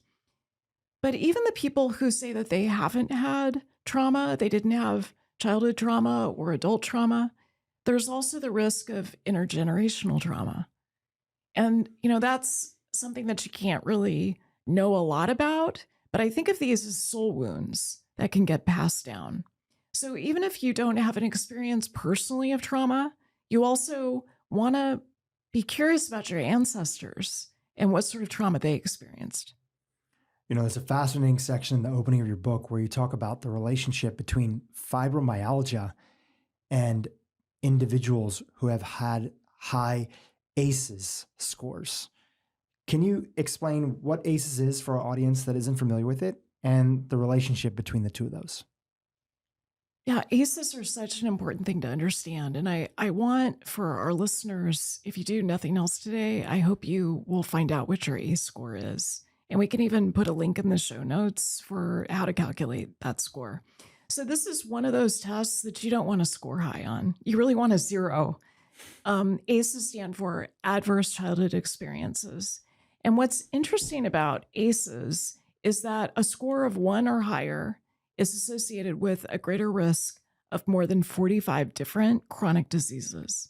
And some of them you might imagine, if you have childhood trauma, like your parents got divorced, or you had an experience of physical abuse or emotional abuse or neglect, or you had a parent or someone else in the household who had a substance use disorder, you might imagine that exposure to those things would increase your risk of mental health concerns, depression, disordered eating, anxiety. And they do. ACEs do increase your risk of mental health concerns. But what I'm interested in as a non-psychiatrist is all of the chronic diseases, physical health, downstream results that occur as a result of early childhood trauma. So the original study that was done looking at adverse childhood experiences was done in a really interesting population. It was a partnership between the Centers for Disease Control and Kaiser Permanente. So they looked at Kaiser Permanente members in San Diego, and these are mostly middle-class folks. And they asked for the first time whether childhood adversity before age 18 was associated with health problems in middle age. And that then began this whole study of ACEs and how it's associated with a greater risk of stroke, a greater risk of heart disease, a greater risk of autoimmune disease. So one of the places where it's really been demonstrated is with fibromyalgia. So for women, women are much more likely to be diagnosed with fibromyalgia. And we find that the rate of high adverse childhood experiences is very high in women who are diagnosed with fibromyalgia. You talk about a patient that you were working with in this section. I believe her name was Radha, is what you're writing inside of the book. Yes. And I was wondering if you wouldn't mind sharing her experience and your experience as being her doctor. Radha is so special to me. I'm going to get a little quieter here because she's just had such dramatic changes in her health over the time that we've worked together. So when we first started working together, she had a number of conditions. She had fibromyalgia. She had endometriosis and adenomyosis. She had a lot of fatigue. She had metabolic health problems. And I want to circle back to metabolic health a little bit later because ACEs are associated with higher glucoses, more problems with prediabetes and diabetes. But back to Radha, she had a toxic marriage, an abusive marriage. And when I first started to work with her, she had just come out of that marriage. She just divorced her now ex-husband. And she had a long list of things that didn't feel good in her body. She was in her 40s, nutritionist, mother of 2, and she was really struggling with pain of all types. So adenomyosis is when you have the endometrial lining, endometrial cells, which are supposed to be the lining inside the uterus, you have it in the muscle. And you can think of it as an autoimmune attack where the body is attacking your normal tissues inside the muscle wall of your uterus. Very painful, very hard to manage the pain, very hard to control the increased bleeding that can happen as a result of it. I also have had adenomyosis, so I know a lot about this. She also had endometriosis. And so she went through a partial hysterectomy before she met me. And so she had fibromyalgia. She had these different pain syndromes. And we started to work on addressing her trauma and specifically trying to clear the trauma that she experienced in her marriage. She had a relatively happy childhood, although when you pin her down and you get her to do an ACE score, her ACE score was 6, which is quite elevated. I have the same score. So with Radha, she is someone who developed these different, what I would call bottom-up regulation strategies to create safety in her body, yoga, meditation, chanting. She plays the harmonium. She became a musician in addition to being a nutritionist. And she found that daily practice helped her resolve this trauma that was in her system, such that she no longer meets criteria for she no longer meets criteria for fibromyalgia, and she no longer has adenomyosis or endometriosis. Wow, that's incredible. Zooming out for a second, I think a lot of people are wondering, why would the body start attacking itself? If autoimmunity is your body getting confused and attacking itself, what is the role of that when, we've learned from folks that the genes that we have and the cells that we have, like all they want to do is survive and reproduce and live a happy life. Why would our body be attacking itself? It's a great question. I wish that we had a rigorous scientific answer to that question. Again, I've got some hypotheses and I can speculate a little bit with you. Yeah, please. One of the reasons why we think it's so much more common in women than men is that women go through these massive hormonal changes that men don't go through. So Rada, for example, had 2 children. When you get pregnant and you've got a fetus growing inside of you that has the DNA that's half from you and half from the person who donated the sperm, your immune system has to adapt to all of this DNA that is not yours. That is a big task for the immune system. So the immune system mostly does a pretty good job with that as long as it's a healthy immune system and it's resilient. We have so many ways that the immune system can become dysfunctional and can start to get confused and can start to lose something called tolerance, which is where you're able to distinguish between your normal healthy tissue and foreign organisms or foreign tissue. And so the problem here is that the immune system gets out of balance. And specifically with autoimmunity, this is somewhat simplistic, but you can think of it as being an overactive immune system where it loses tolerance. It's no longer able to distinguish normal healthy tissue from diseased tissue or foreign tissue. And so it starts to attack normal tissue. So we see, for instance, one of the greatest risks that women have when they're postpartum is something called postpartum thyroiditis. It's where I often see women develop Hashimoto's thyroiditis, where you're attacking the thyroid and eventually you have low thyroid function. We see that postpartum. And so when I see a woman who's postpartum, who's complaining of fatigue and can't sleep and her hair is falling out and she just feels like her energy is not what it used to be and maybe she's somewhat constipated, the old version in traditional medicine is just to reassure that woman, maybe gaslight her a little bit and say, oh, you've got a baby. Of course you're fatigued and you're stressed out and your hair is falling out. No, let's check her for autoimmunity. Let's check her panel of autoimmune thyroid antibodies. Let's see if she's got celiac. Let's see if she's got this condition where her immune system is out of whack. So why is this happening? We think that these massive hormonal changes that women experience are a key part of it. We also think that trauma is a big part of it, and women are more vulnerable to the experience of trauma than men. We have rates of trauma that are about 10% higher than what we see in men. If you had to weight based on your clinical experience, and of course it's different for each patient, but if you zoom out in sort of this world that we live in today, if you had to weight out of 100%, how much of our global autoimmunity issues from that 3-legged stool is genetics? How much of it is the sort of, diet boundaries, intestinal permeability?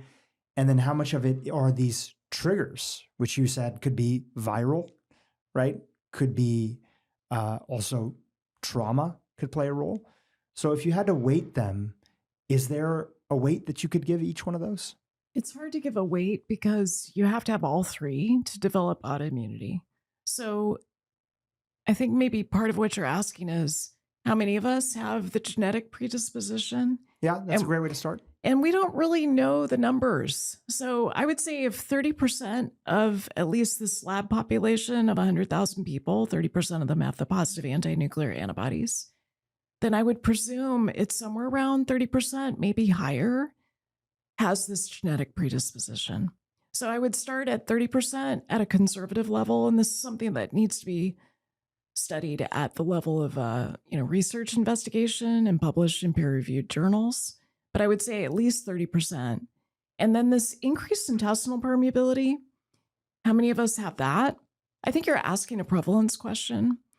And what's interesting with increased intestinal permeability, when I first started practicing functional medicine about 25 years ago, I was, one of those young doctors who I probably over-tested people, and I did a lot of testing for increased intestinal permeability.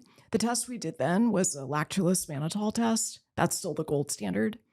And I would find that, maybe about half the patients that I tested had increased intestinal permeability. And now, that was 25 years ago. Now I hardly ever test anyone because almost everyone I test does have leaky gut. Almost everyone. And I take care of executives. I take care of professional athletes. I take care of perimenopausal women. And I no longer run the tests because it is so common that people have leaky gut. I've heard a few clinicians say that when you look at populations globally, especially when you look at poorer populations, let's say in Asia or Africa, and you look at the prevalence of autoimmunity, even though these individuals don't have all the resources and access to healthcare, etc., their rates of autoimmunity are much less than these developed countries like America and the richer populations in those same continents like Asia, Africa.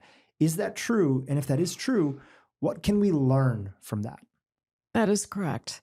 So what we know is that autoimmunity is a disease of affluence. So when you look at, why don't we take India as an example? So there's something called the Hygiene hypothesis to try to explain why the rates of autoimmunity are lower in India than they are in the United States.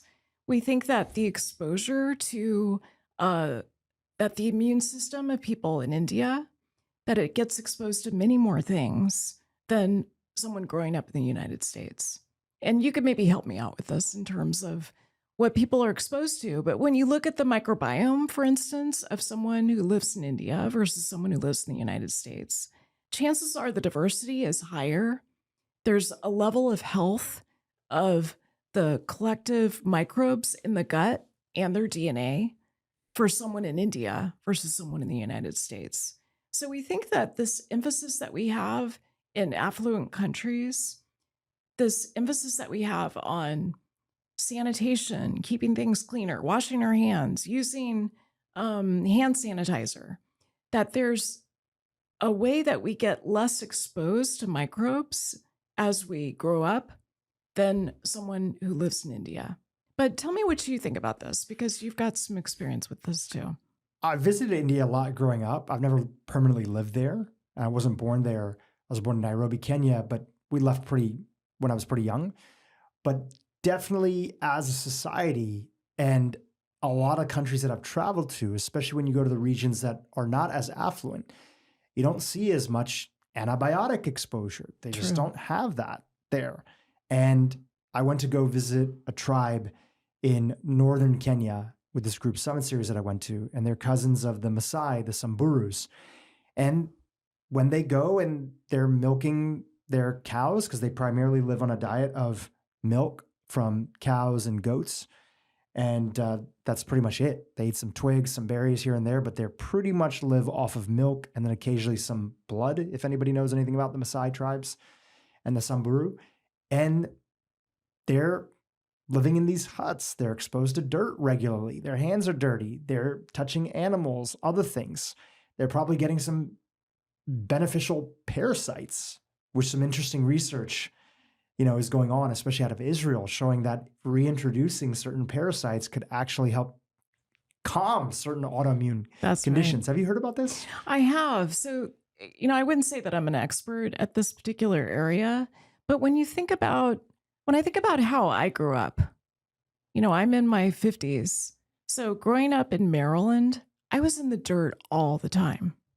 I would play every day after school with my friends, and we would go for hours. We didn't have nannies, we didn't have babysitters. We just would entertain ourselves, and we were mostly in the dirt.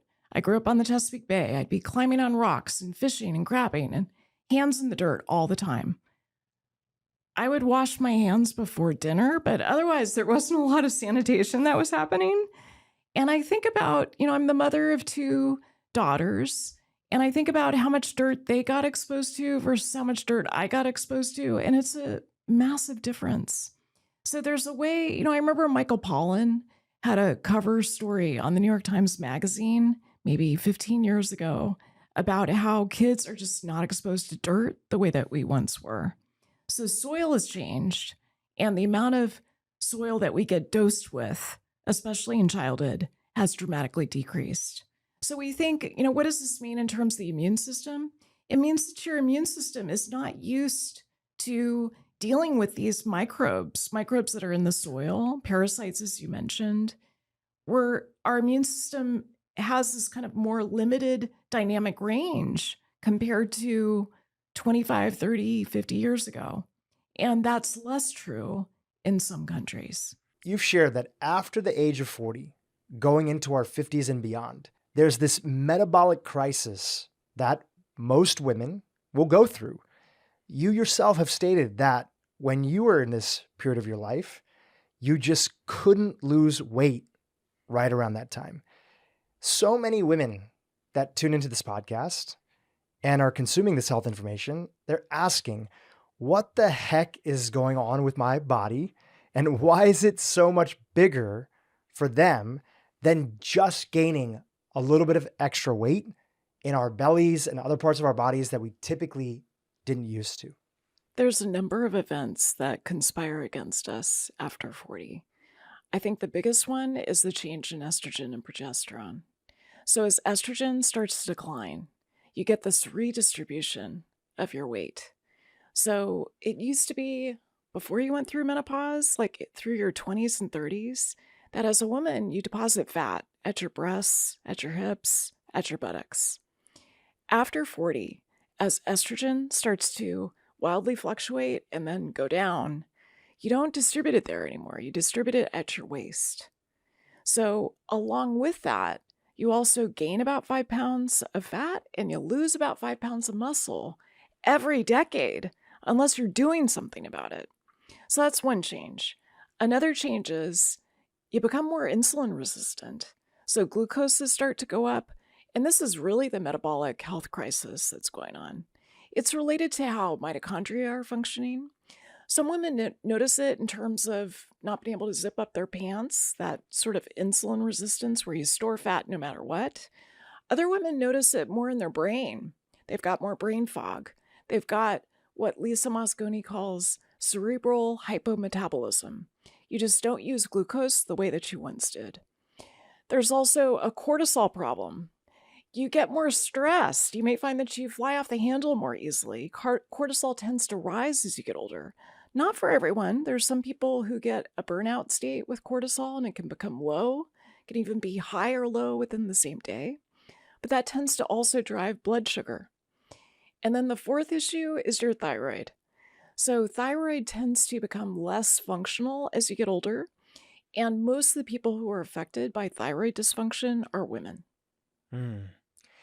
Do you feel that for those that are listening in today, if they stick around for this conversation and get a chance to hear all your incredible expertise that you have on this topic, that there's a different way of being, that this common way that many people, not just women, right, just going broader in the population, are aging in a way that makes people almost afraid to age sometimes, that it doesn't have to be that way?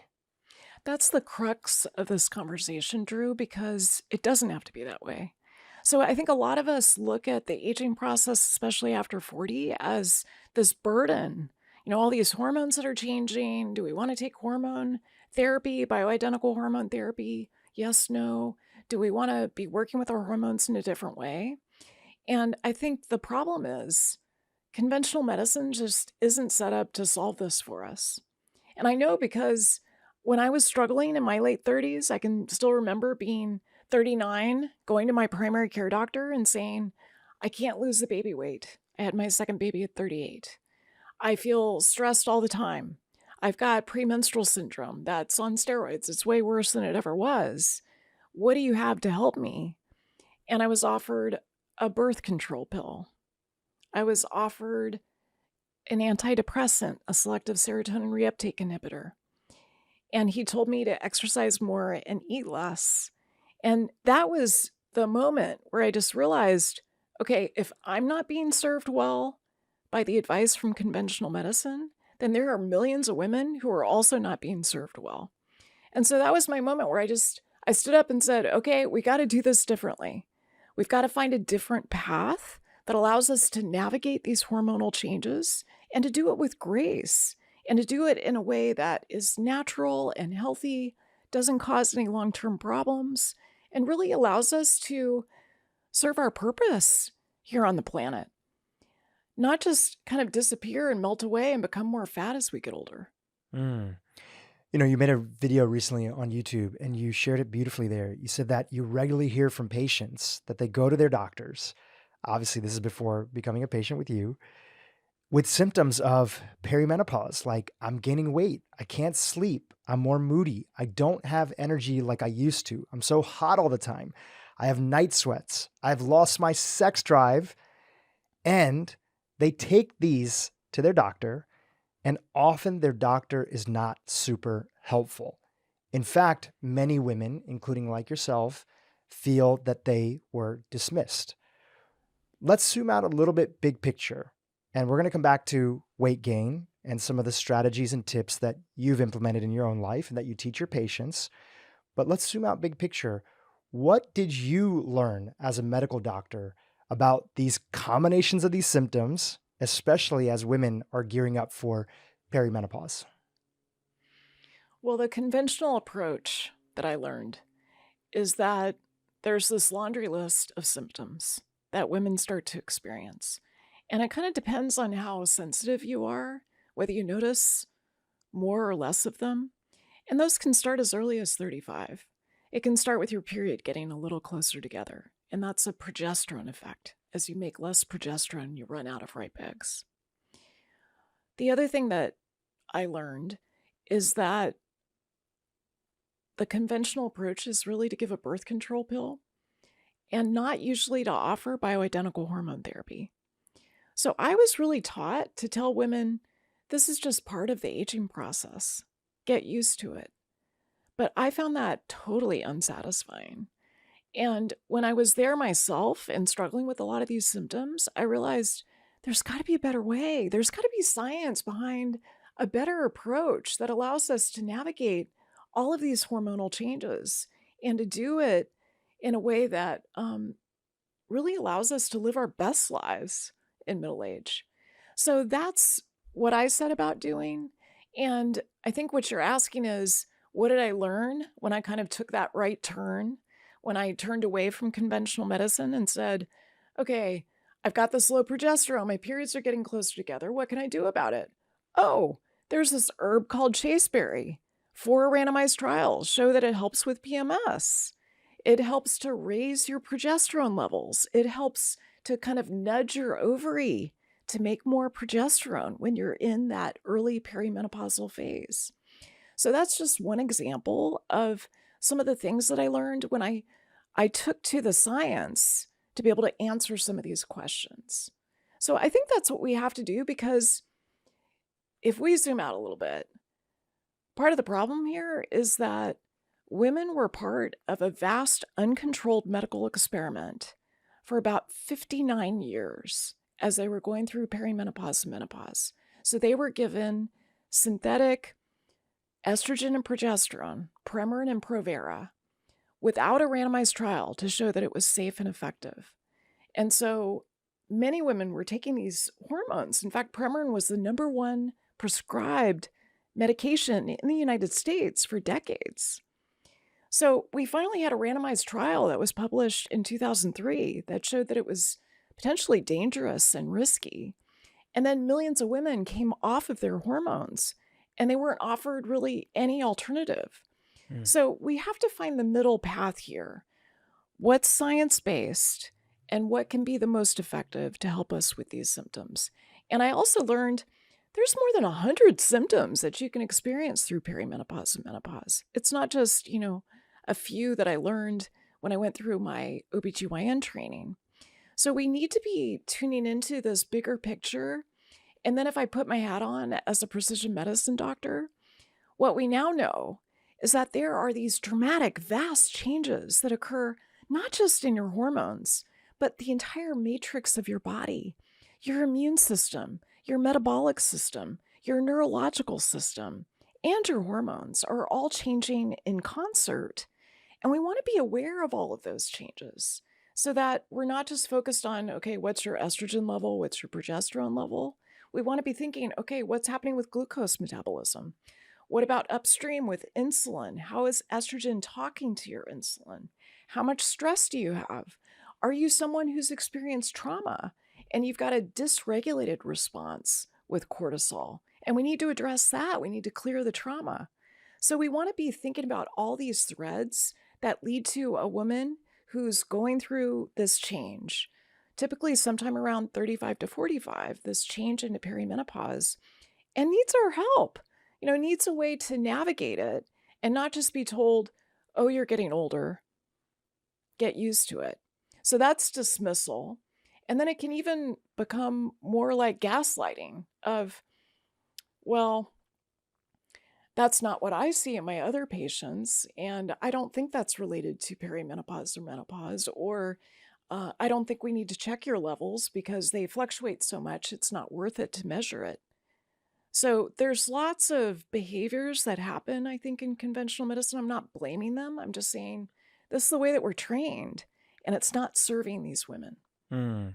You talked about the concert of hormones that are there and the interplay between them. What do you feel are the top misconceptions that people have about this interplay? Misconceptions. Okay. So Misconceptions or even misunderstandings? there's a lot of them. So I'll start with the one I had when I was in my 30s. So I thought menopause was this cliff that I would fall off of, sometime around 50 or 51, and that I really didn't need to worry about my hormones until then. And that's just not true. Because if you look under the hood, there are these subtle changes that can happen 10 to 20 years before your final menstrual period. And so just to define some of these terms, Please. menopause is when you have a year from your final menstrual period. And that can be somewhat confusing because a lot of people kind of use menopause as a broader term, but menopause is really one day. It's a one day anniversary. Or if you're someone who's had a hysterectomy like I have, then it's when your control hormone for your estrogen, your follicle stimulating hormone, or FSH, is above a certain level, usually 25 to 35. So we've got this definition for menopause, mean age of 51 to 52 in the United States. But then there's this 10 to 20 years beforehand that can be, really kind of a wild ride some of the time in terms of perimenopause.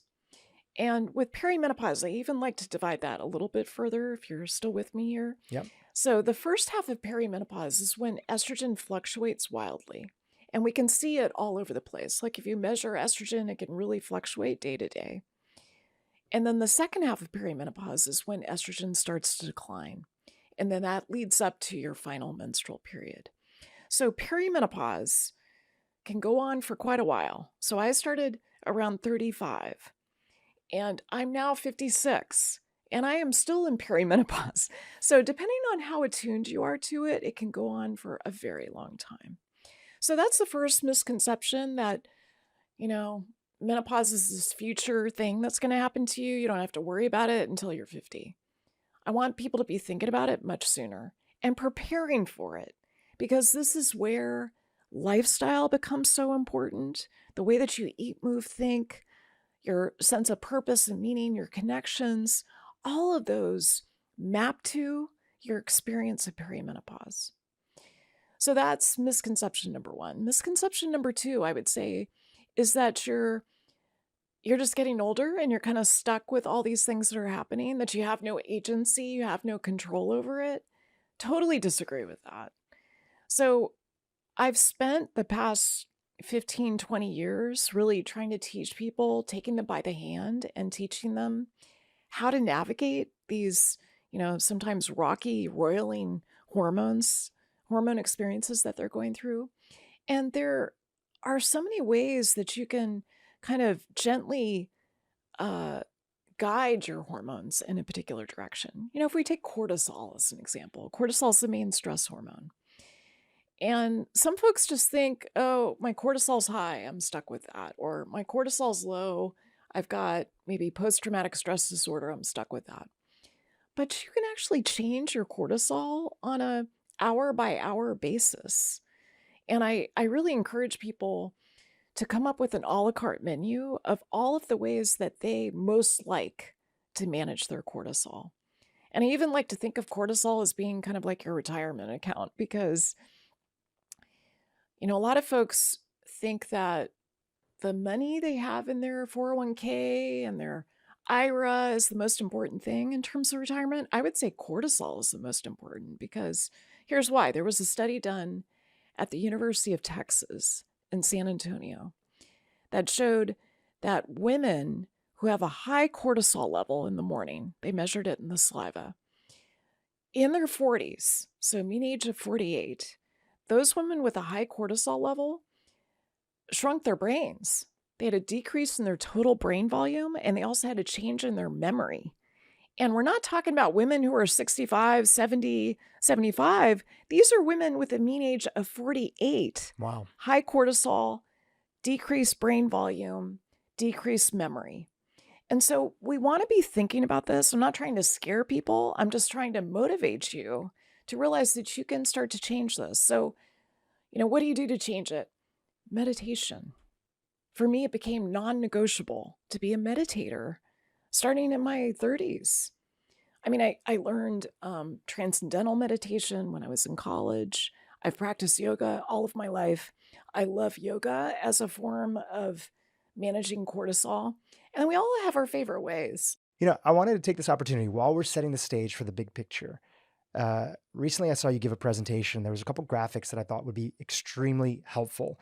And if we can pull up the first one, Tessa, it is talking about some of the symptoms of menopause as they relate to aging, first starting with, I believe, perimenopause, right? Right. And then over time. And I think this could be very helpful to ground some of the conversation visually, especially for those that are watching on YouTube. Could you walk us through this graphic over here? Oh, I would love to. So I think it's critical to realize that we're starting at age 35.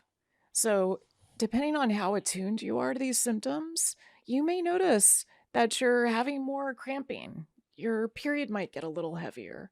It might get closer together, as we talked about. Maybe you're not sleeping quite the way that you used to. Maybe you're having vaginal dryness or weight gain, or you've got fibroids that are growing. So all of that can start around 35 to, you can see a dotted line on this particular graphic, right around age 43. And 43 is important because 43 is when the brain becomes more resistant to the function of estrogen. So there's less glucose metabolism. So the mitochondria, the powerhouses in your brain cells, just aren't picking up glucose the way that they once did. Glucose tends to rise peripherally. So if you have a continuous glucose monitor or you're checking a fasting glucose, you might find that it's climbing over this period to about age 43. So all of those things are happening in the background. And then if you keep in mind that age of 43, and then you look at the symptoms that are listed on the upper half of this graphic, most of these are brain symptoms.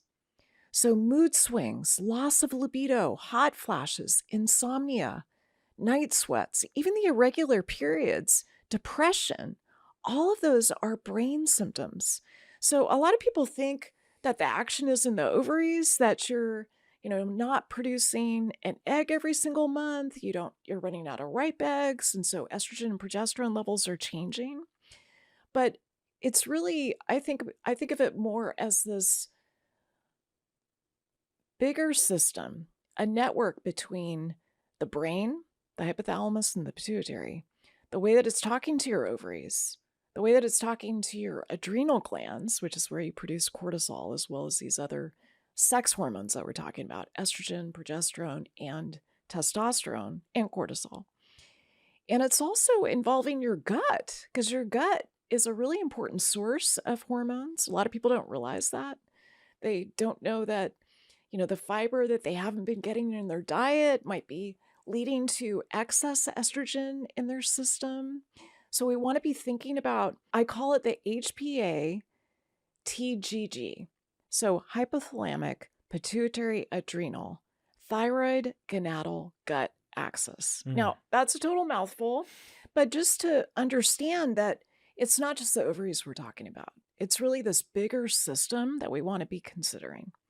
So those symptoms that are happening from about 43 until I would say about 55, those really tend to concentrate on the brain. And then after that, you get these more long-term consequences of running low on estrogen.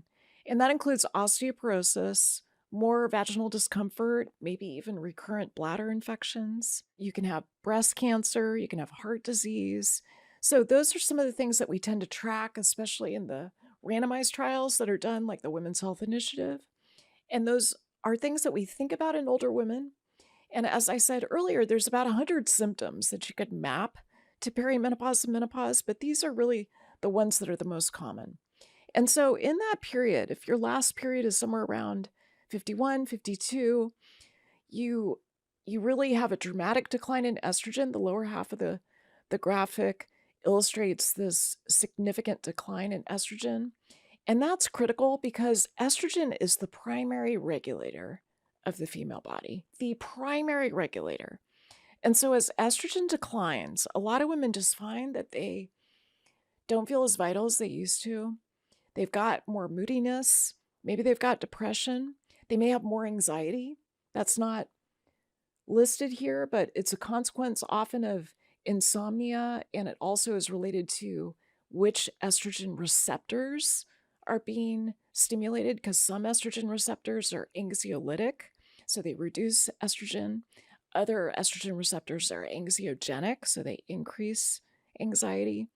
So there's all these symptoms that women are experiencing, and we want to be looking at the total picture and not just saying, oh, you have insomnia, let's give you an Ambien. That's not a solution. That is masking symptoms. It's not getting to the root cause. If we just look at metabolic health for a moment, separate from our discussion of autoimmunity, we know that 80% of Americans are metabolically unhealthy. That's pretty high. So the 12% who are metabolically healthy, that number has been declining over time. So how do you define metabolic health? You can define it based on the criteria for metabolic syndrome, looking at things like fasting blood sugar, looking at triglycerides, looking at blood pressure. And so we know that the number of people in the United States who have at least one criteria for metabolic syndrome has dramatically increased over time. University of North Carolina now says 80% of us are metabolically unhealthy. So why is that? We think it's a combination of a number of different things. Certainly our food supply has changed, and that's probably a whole podcast in itself. The amount of ultra-processed foods that we're eating, foods that are triggering our immune system in not a positive way. And we also, we're eating more refined carbohydrates than ever before.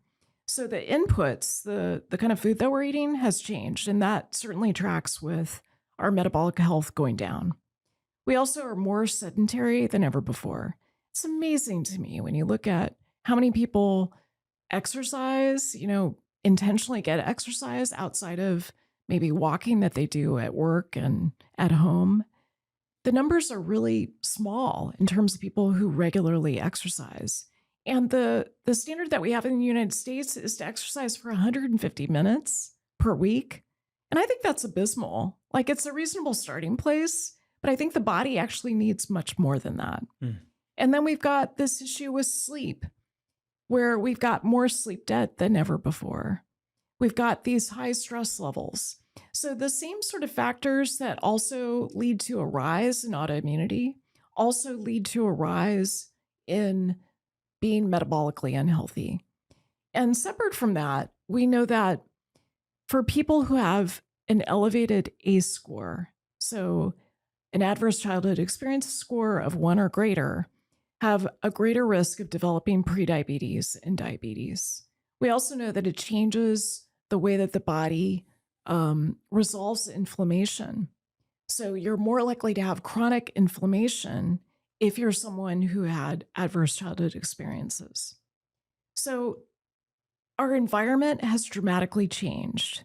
Our genes have not changed much, but the way that our environment has changed has increased our risk of, well, the top 10 conditions that are associated with death in the United States.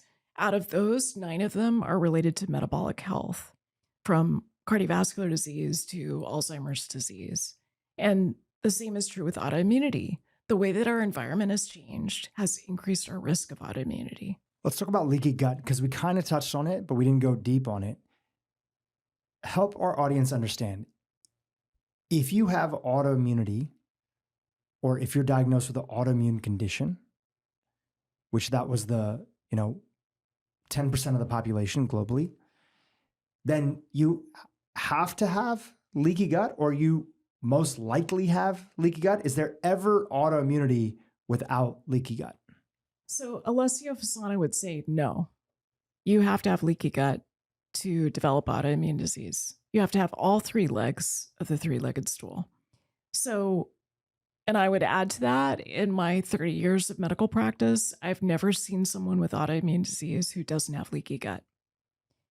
And when we're talking about leaky gut, the idea here is that the tight junctions between the cells of your gastrointestinal tract are not able to filter the way that they're supposed to. So there's this leakiness between cells, and it leads to things from the food that you're eating and also parasites and bacteria passing through that barrier that you're supposed to have in the gut. So this is one of those examples of a boundary that gets violated and leads to a greater risk of autoimmune disease. So when it comes to leaky gut, I take care of an MBA team, and I was amazed to discover that even these guys that play professional basketball and are, physically majestic, because they train so hard during the season, they do about 2 to 3 hours of hard exercise each day, they have increased intestinal permeability. So this is not just people who are sick with autoimmune disease. Healthy individuals often will have increased intestinal permeability too. When you look at your patients that don't have any autoimmunity happening or previously had it, and their gut is strong, what are those individuals doing? It's such a good question. So this is maybe like 10 patients that I've seen. It's a tiny minority. So what are they doing? They are aware of what they need personally to optimize a state of balance, a state of equilibrium in their body. Some people won the genetic lottery, and it's easier for some of those folks to avoid and prevent autoimmunity, but those people often don't come to see me as a patient. So for the patients that I've seen who do not have autoimmunity, do not have leaky gut, have a stellar set of genetics and a lower risk of chronic disease, often they're taking care of their gut. They're taking care of their food. They're really consistent with how they eat. They don't drink much, and that's an important topic of conversation when it comes to leaky gut. And they're also managing their stress levels and the main hormone associated with stress, cortisol. They're able to, kind of develop what I think of as witness, like an ability to witness the stress that they're experiencing rather than getting caught up in it, which has been my story for most of my life. Like a lot of the work that I've done has been to try to witness the stress more, have a little distance from it instead of just being subject to the blows that come your way. Would you mind us talking a little bit more about that, your Sure, story in the of context of this course. conversation? And I'll hand it over to you to start us anywhere you want to. Well, one thing I want to say is that most doctors don't talk about themselves. We're sort of indoctrinated as we go through medical training not to do that. And I think that that leads to missing an important opportunity because I find that the patients that I talk to, when it's appropriate and I share some of my story, it creates a relatability and an accessibility that I think is really critical. Because I don't want people to think that, I'm some pinnacle of health, because I sometimes joke that I've had every hormone imbalance that a woman can possibly have. And, one of the reasons why I got interested in the topic of autoimmunity is that I tested myself as part of a functional medicine laboratory panel about 6 years ago, and I was positive for anti-nuclear antibodies. And it wasn't just a little bit positive, it was high. And so that got me curious about autoimmunity. I didn't have any autoimmune symptoms at that time, but being one of the 30% of the population that has positive anti-nuclear antibodies and being a functional medicine physician, I got really curious about this. And so as I started to look at increased intestinal permeability, out of that three-legged stool, the genetic predisposition, the increased intestinal permeability, and the trigger, you have agency over two of those, right? You can fix the leaky gut. There's a number of ways to do that. And you can also address the trigger. So for me, at that time, I had a big fight with someone in my family. So I had a conflict with someone that I really love and have been so close to all of my life. And this was heartbreaking. And I felt like the root of this conflict that I had with this person was childhood trauma.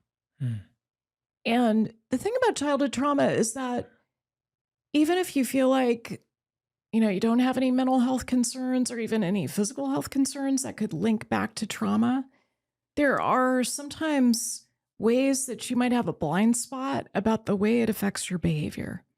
And I felt like that might be true in this conflict with my family member. And it was right around the same time that MAPS was looking at MDMA for the resolution of trauma in people with post-traumatic stress disorder. Now, I haven't had post-traumatic stress disorder, but I've had partial PTSD. So I have an adverse childhood experiences score of 6, which is pretty high. And as I started to look at this data on MDMA assisted therapy for trauma, I was blown away by how effective it is. So Drew, when I looked at the literature on talk therapy and kind of the gold standard of how we treat trauma in the United States, I was blown away at how ineffective it is. So the effectiveness of talk therapy is about 30% for the resolution of PTSD. And then in the US, the FDA has also approved 3 different selective serotonin reuptake inhibitors for the treatment of PTSD. And so people with PTSD often get a combination of talk therapy and an SSRI. And sometimes they get trauma-informed care. Increasingly, there's awareness of this, but that's not always been the case. The efficacy is about 30%. So if I was told when I entered psychotherapy in my 20s, when I had my first episode of depression, when I was an intern at the University of California, San Francisco, if I was told that the efficacy was 30%, that it would help me resolve the trauma behind my depression, I don't know that I would have done it. Now, the efficacy of MDMA-assisted therapy is around 67 to 71% for the absolute resolution of trauma. And that's with 2 to 3 treatments, not daily treatment, 2 to 3 treatments with preparation and integration afterwards. So I don't want to get too far off topic, but what I started to do as I saw these papers that were published showing this massive, double the effectiveness with MDMA-assisted therapy for trauma, I decided to try it myself and to do everything I could to clean up my side of the street in this conflict with my family member. And I found it revolutionary. So it was so helpful for me to resolve trauma, to resolve that ACE score of 6 and the way the signature of that ACE score was living on in my body. I was able to repair with this family member. I was able to change some longstanding behaviors that were working against me in terms of my health. And what was especially exciting to me is that my anti-nuclear antibody went to 0. Wow. It became normal. Now, that's anecdotal information, but one of the things we do in precision medicine is N-of-1 experiments. And I was even taught at Harvard that when you look at the quality of evidence of research, the lowest quality is expert opinion. Next up is case studies. Next up is observational studies like the Nurses' Health Study. Next up is randomized controlled trials. But that's usually looking at a drug and its effect on a population. I was taught that the highest quality evidence is the N-of-1 experiment, where you take someone and you have a control period, maybe before they come to see you as a patient, and you look at their laboratory tests, like in my case, a positive anti-nuclear antibody. You do an intervention, in this case, some gut rehab together with MDMA-assisted therapy, and then you retest this anti-nuclear antibody, in my case being 0. So N-of-1 experimentation, I think, is really important. And when I saw this positive anti-nuclear antibody and I was linking it to my own trauma, I then started to look at my patients, and I've got a lot of autoimmune patients that I take care of. And I would start to ask them, what is your ACE score? How much trauma have you experienced? And I found that the vast majority, certainly more than 80%, had high ACE scores. They had a high level of trauma that was embedded in their bodies. And as we started to resolve the trauma, I noticed that their chronic disease would start to reverse.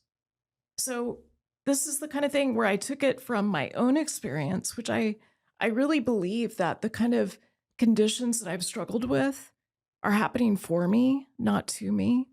They happen for me to get me to look at what's going on in our culture and how that's reflected in our medical sphere, and to start to think differently about how we can address it.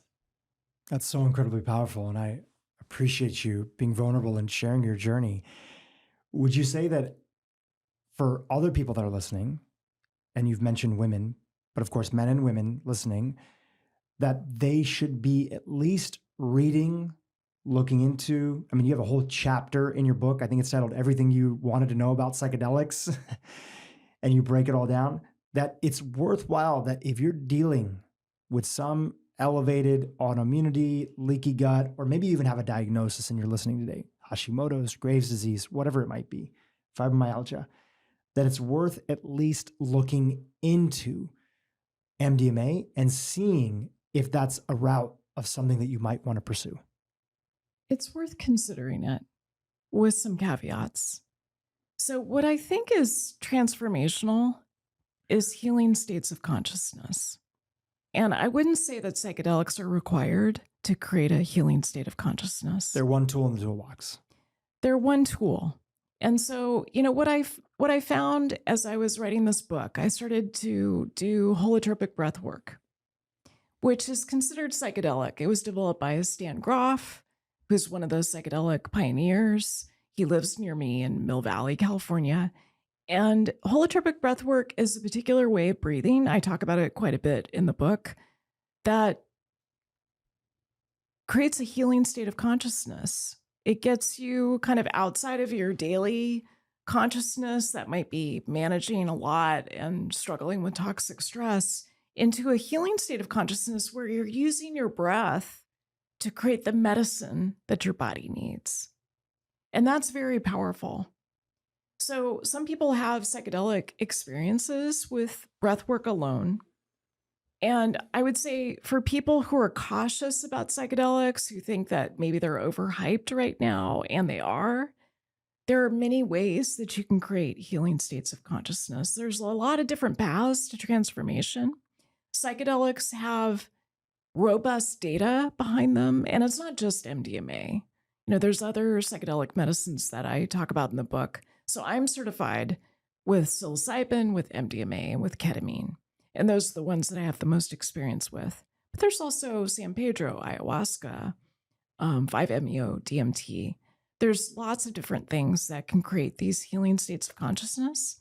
But you can also do it with these systems of the body, such as the breath.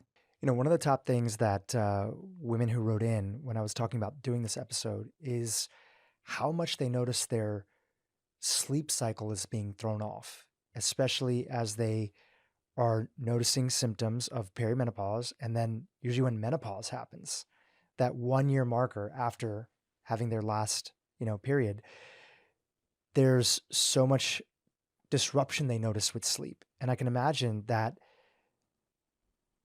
cleaning up our sleep hygiene and prioritizing our sleep is a big part of what also helps us get our cortisol levels in check. So how do you think about those things together? The struggling with sleep and the symptoms that are often associated with that, waking up in the middle of the night, which a lot of women experience, but then also needing to prioritize sleep to make sure that you're recovered the next day and to start having cortisol be in a better range.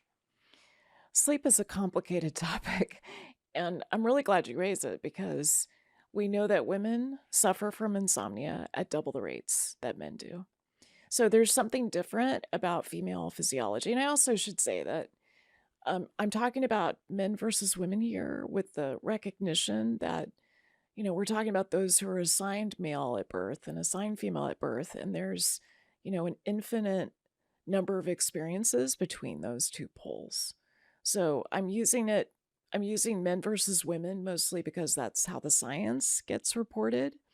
But I want to acknowledge that there may be a lot of different folks in our audience who identify in a gendered way or not gendered. So with insomnia, I think of a lot of different factors here. When I think back to my 20s, and I want you to think back to your 20s too, Drew. I was going through my medical training, so I had the stress of that and being on call, but really I didn't have many other responsibilities. I didn't even have a goldfish. I didn't have a dog. I just had an apartment, and I would just go back and forth to the hospital. I had very little to manage other than the career that I was starting. And then I think of my life now, where I've got, 2 older daughters that are adult, and I've got parents that just moved to assisted living. And I think it's a good representation of how the number of things that we juggle as we get older really changes. So a lot of women who are in this transition of perimenopause and menopause are in that sandwich generation where they're managing their parents and some of the changes they're experiencing with their health. And then they're also managing children. And so the demands, the kind of things that you can obsess over, the lists of things to do, the ruminations really increase exponentially. So that is one thing that conspires against you in terms of sleep. And I'm curious if you also have kind of seen a difference in your sleep, maybe compared to your 20s. What have you noticed? I've always been a really good sleeper, especially my deep sleep when I track it using my Whoop. Yeah. I've always been a pretty good sleeper. The only thing that's impacted me, which is a completely different topic, is I've noticed that it's really interesting that after I'm happily married, my wife's awesome, Yasmin. Prior to my relationship with her, a few years prior having met her, I went through a breakup, and it was a pretty stressful situation. We both cared about each other, but the circumstances were, very tough situation. Ultimately, it didn't end up working out, but we had a lot of love for each other. I noticed that after that period, which again, a lot of people notice after very stressful periods, it could be a breakup, could be a business situation, a divorce, this, that, whatever it might be. I started grinding my teeth at night for the Yes. first time. And at the same time, I also got Invisalign done. So I feel like my jaw structure changed a little bit. And I would notice that I was developing a form of almost like an apnea at Mm. night where I'd be grinding my teeth. And surprisingly, mouth taping was very helpful. Mm. And then getting something which a few dentists have talked about on this podcast before. I found a really great dentist here in LA, and he put me on it's called a dental appliance, Mm-hmm. and it created some expansion in my mouth. Mm-hmm. Once I did that, everything improved. But again, I'm not going to be the typical situation that other people there, but yes, most people, even when I look at my mom, when she was going through this phase of her life of entering into menopause, she generally was a really great sleeper and started noticing she was having all sorts of bouts with insomnia that she didn't deal with previously. And it was really tough. On top of that, she was struggling with some changes in her digestion, and she was having a lot of challenges with acid reflux, Mm-hmm. which were also keeping her up at night. In fact, it got so bad at one point in time that we thought, okay, did she develop,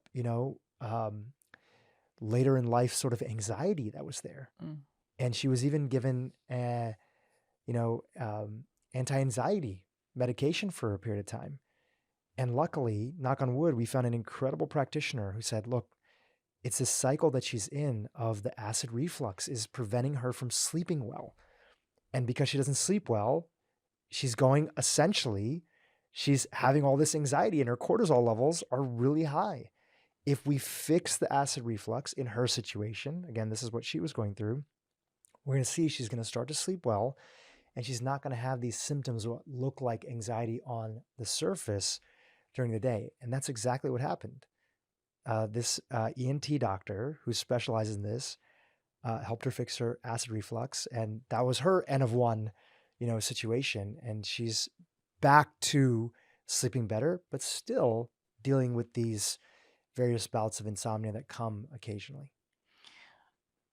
There's so much in what you've just described. So, the description you gave of noticing that your sleep changed and that you had bruxism, the grinding and clenching of your teeth at night when you went through this breakup, it's so critical to notice that, because I feel like for women who are going through this life cycle change, they have a lot of kind of small t traumas that occur, and they're just trying to manage it all.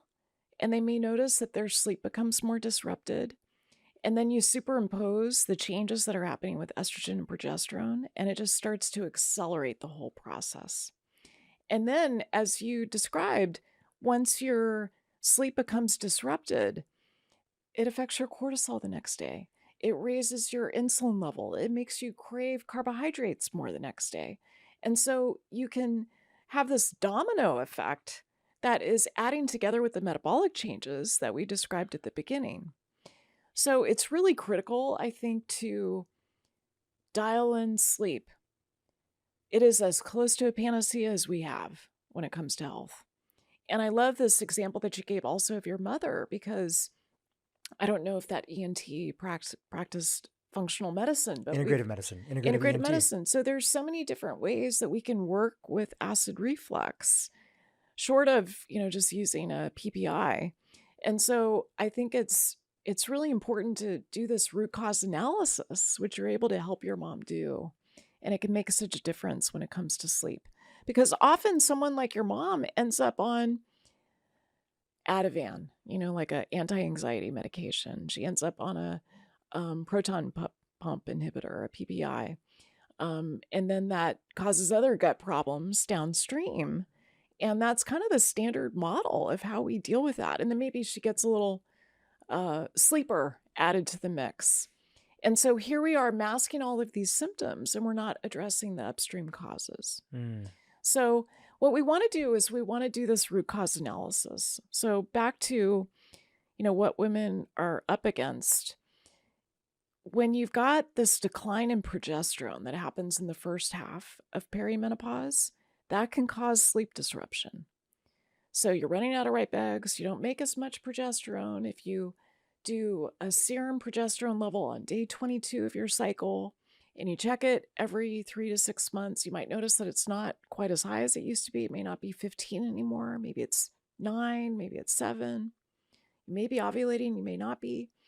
And so the first thing I like to do in someone who is having trouble sleeping, and say they're between 35 and 50, I'll do progesterone, because progesterone is nature's Valium. It's really like a anti-anxiety medication. You'll prescribe them I'll progesterone? prescribe progesterone. So it's a somnolent, meaning that it helps you sleep. And there's multiple randomized trials that show that it's really helpful for women who are in perimenopause. So that's typically where I start. In someone who's cycling, I'll add a little progesterone because they're probably not making enough. And we can confirm that. And is that typically topically, or is that in pill form? I prefer oral because I think that helps with sleep much more than transdermal. The thing about transdermal progesterone is that it's really not well proven to make much of a difference in terms of your serum levels of progesterone, kind of what your receptors are seeing.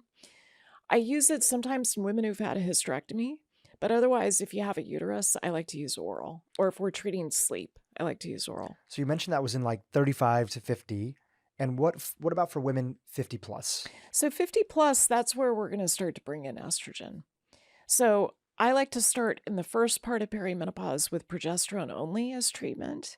And you could do an N of 1 experiment. You could try progesterone for 3 months. Just see if it affects your sleep. And side note, I love to be tracking sleep so that we're looking at some of the metrics you mentioned, like deep sleep, REM sleep. How many interruptions are there? What hours are you sleeping? How consistent are you? Is it lining up with your chronotype? So I like to measure sleep because I think when you look at it with that perspective and you've got objective data, you can really track it and you can do these N of 1 experiments and see if progesterone makes a difference. So after 50, kind of depending on the woman and what symptoms she's having, if she's still cycling or not, I'll add in some estrogen. And typically at that point, if we're addressing sleep, it's going to be an estrogen patch, a bioidentical estrogen patch, such as can I mention brands? Yeah, absolutely. So Vivel Dot, I love 0.0375 milligrams in that sort of situation.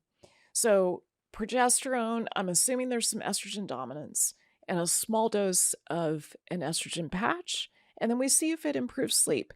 And some of the things I'm looking for in terms of symptoms, I'm looking for insomnia, so changes in sleep. I'm looking for objective data.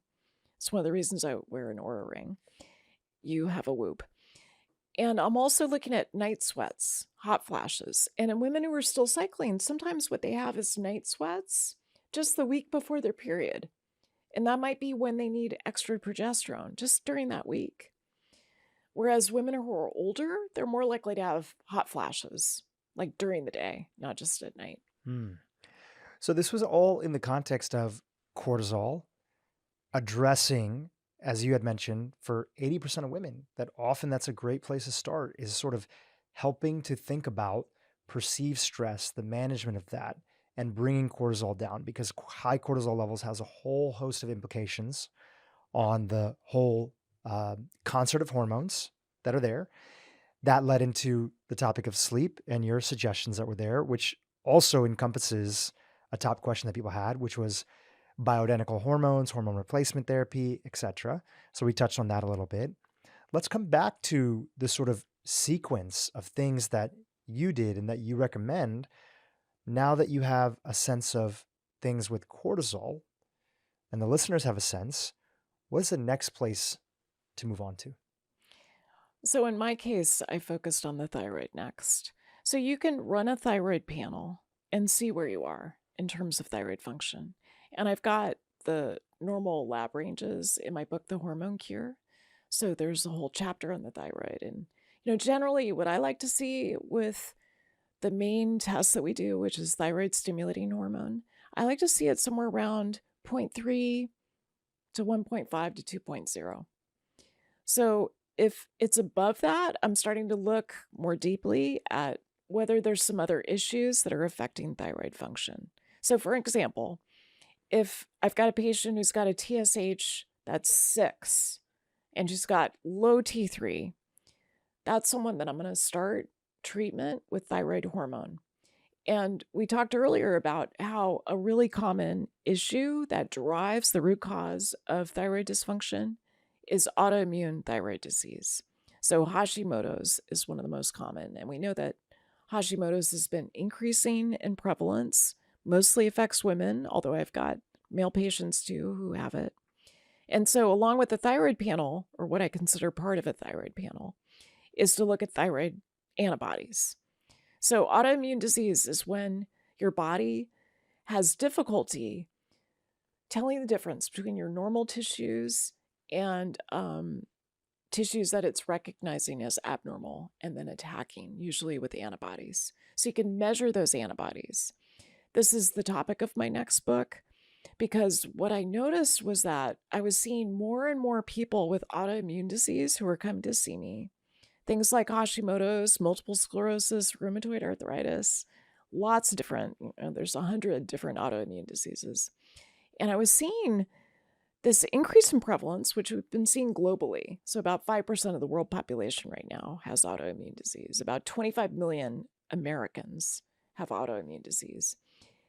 And I also was noticing that it seemed to a very common trigger for autoimmune disease is toxic stress or trauma. So that's what got me to focus on that in my next book. But when it comes to the thyroid, what I suggest is that you do a panel at least once a year to look at how your thyroid is doing, how it's functioning.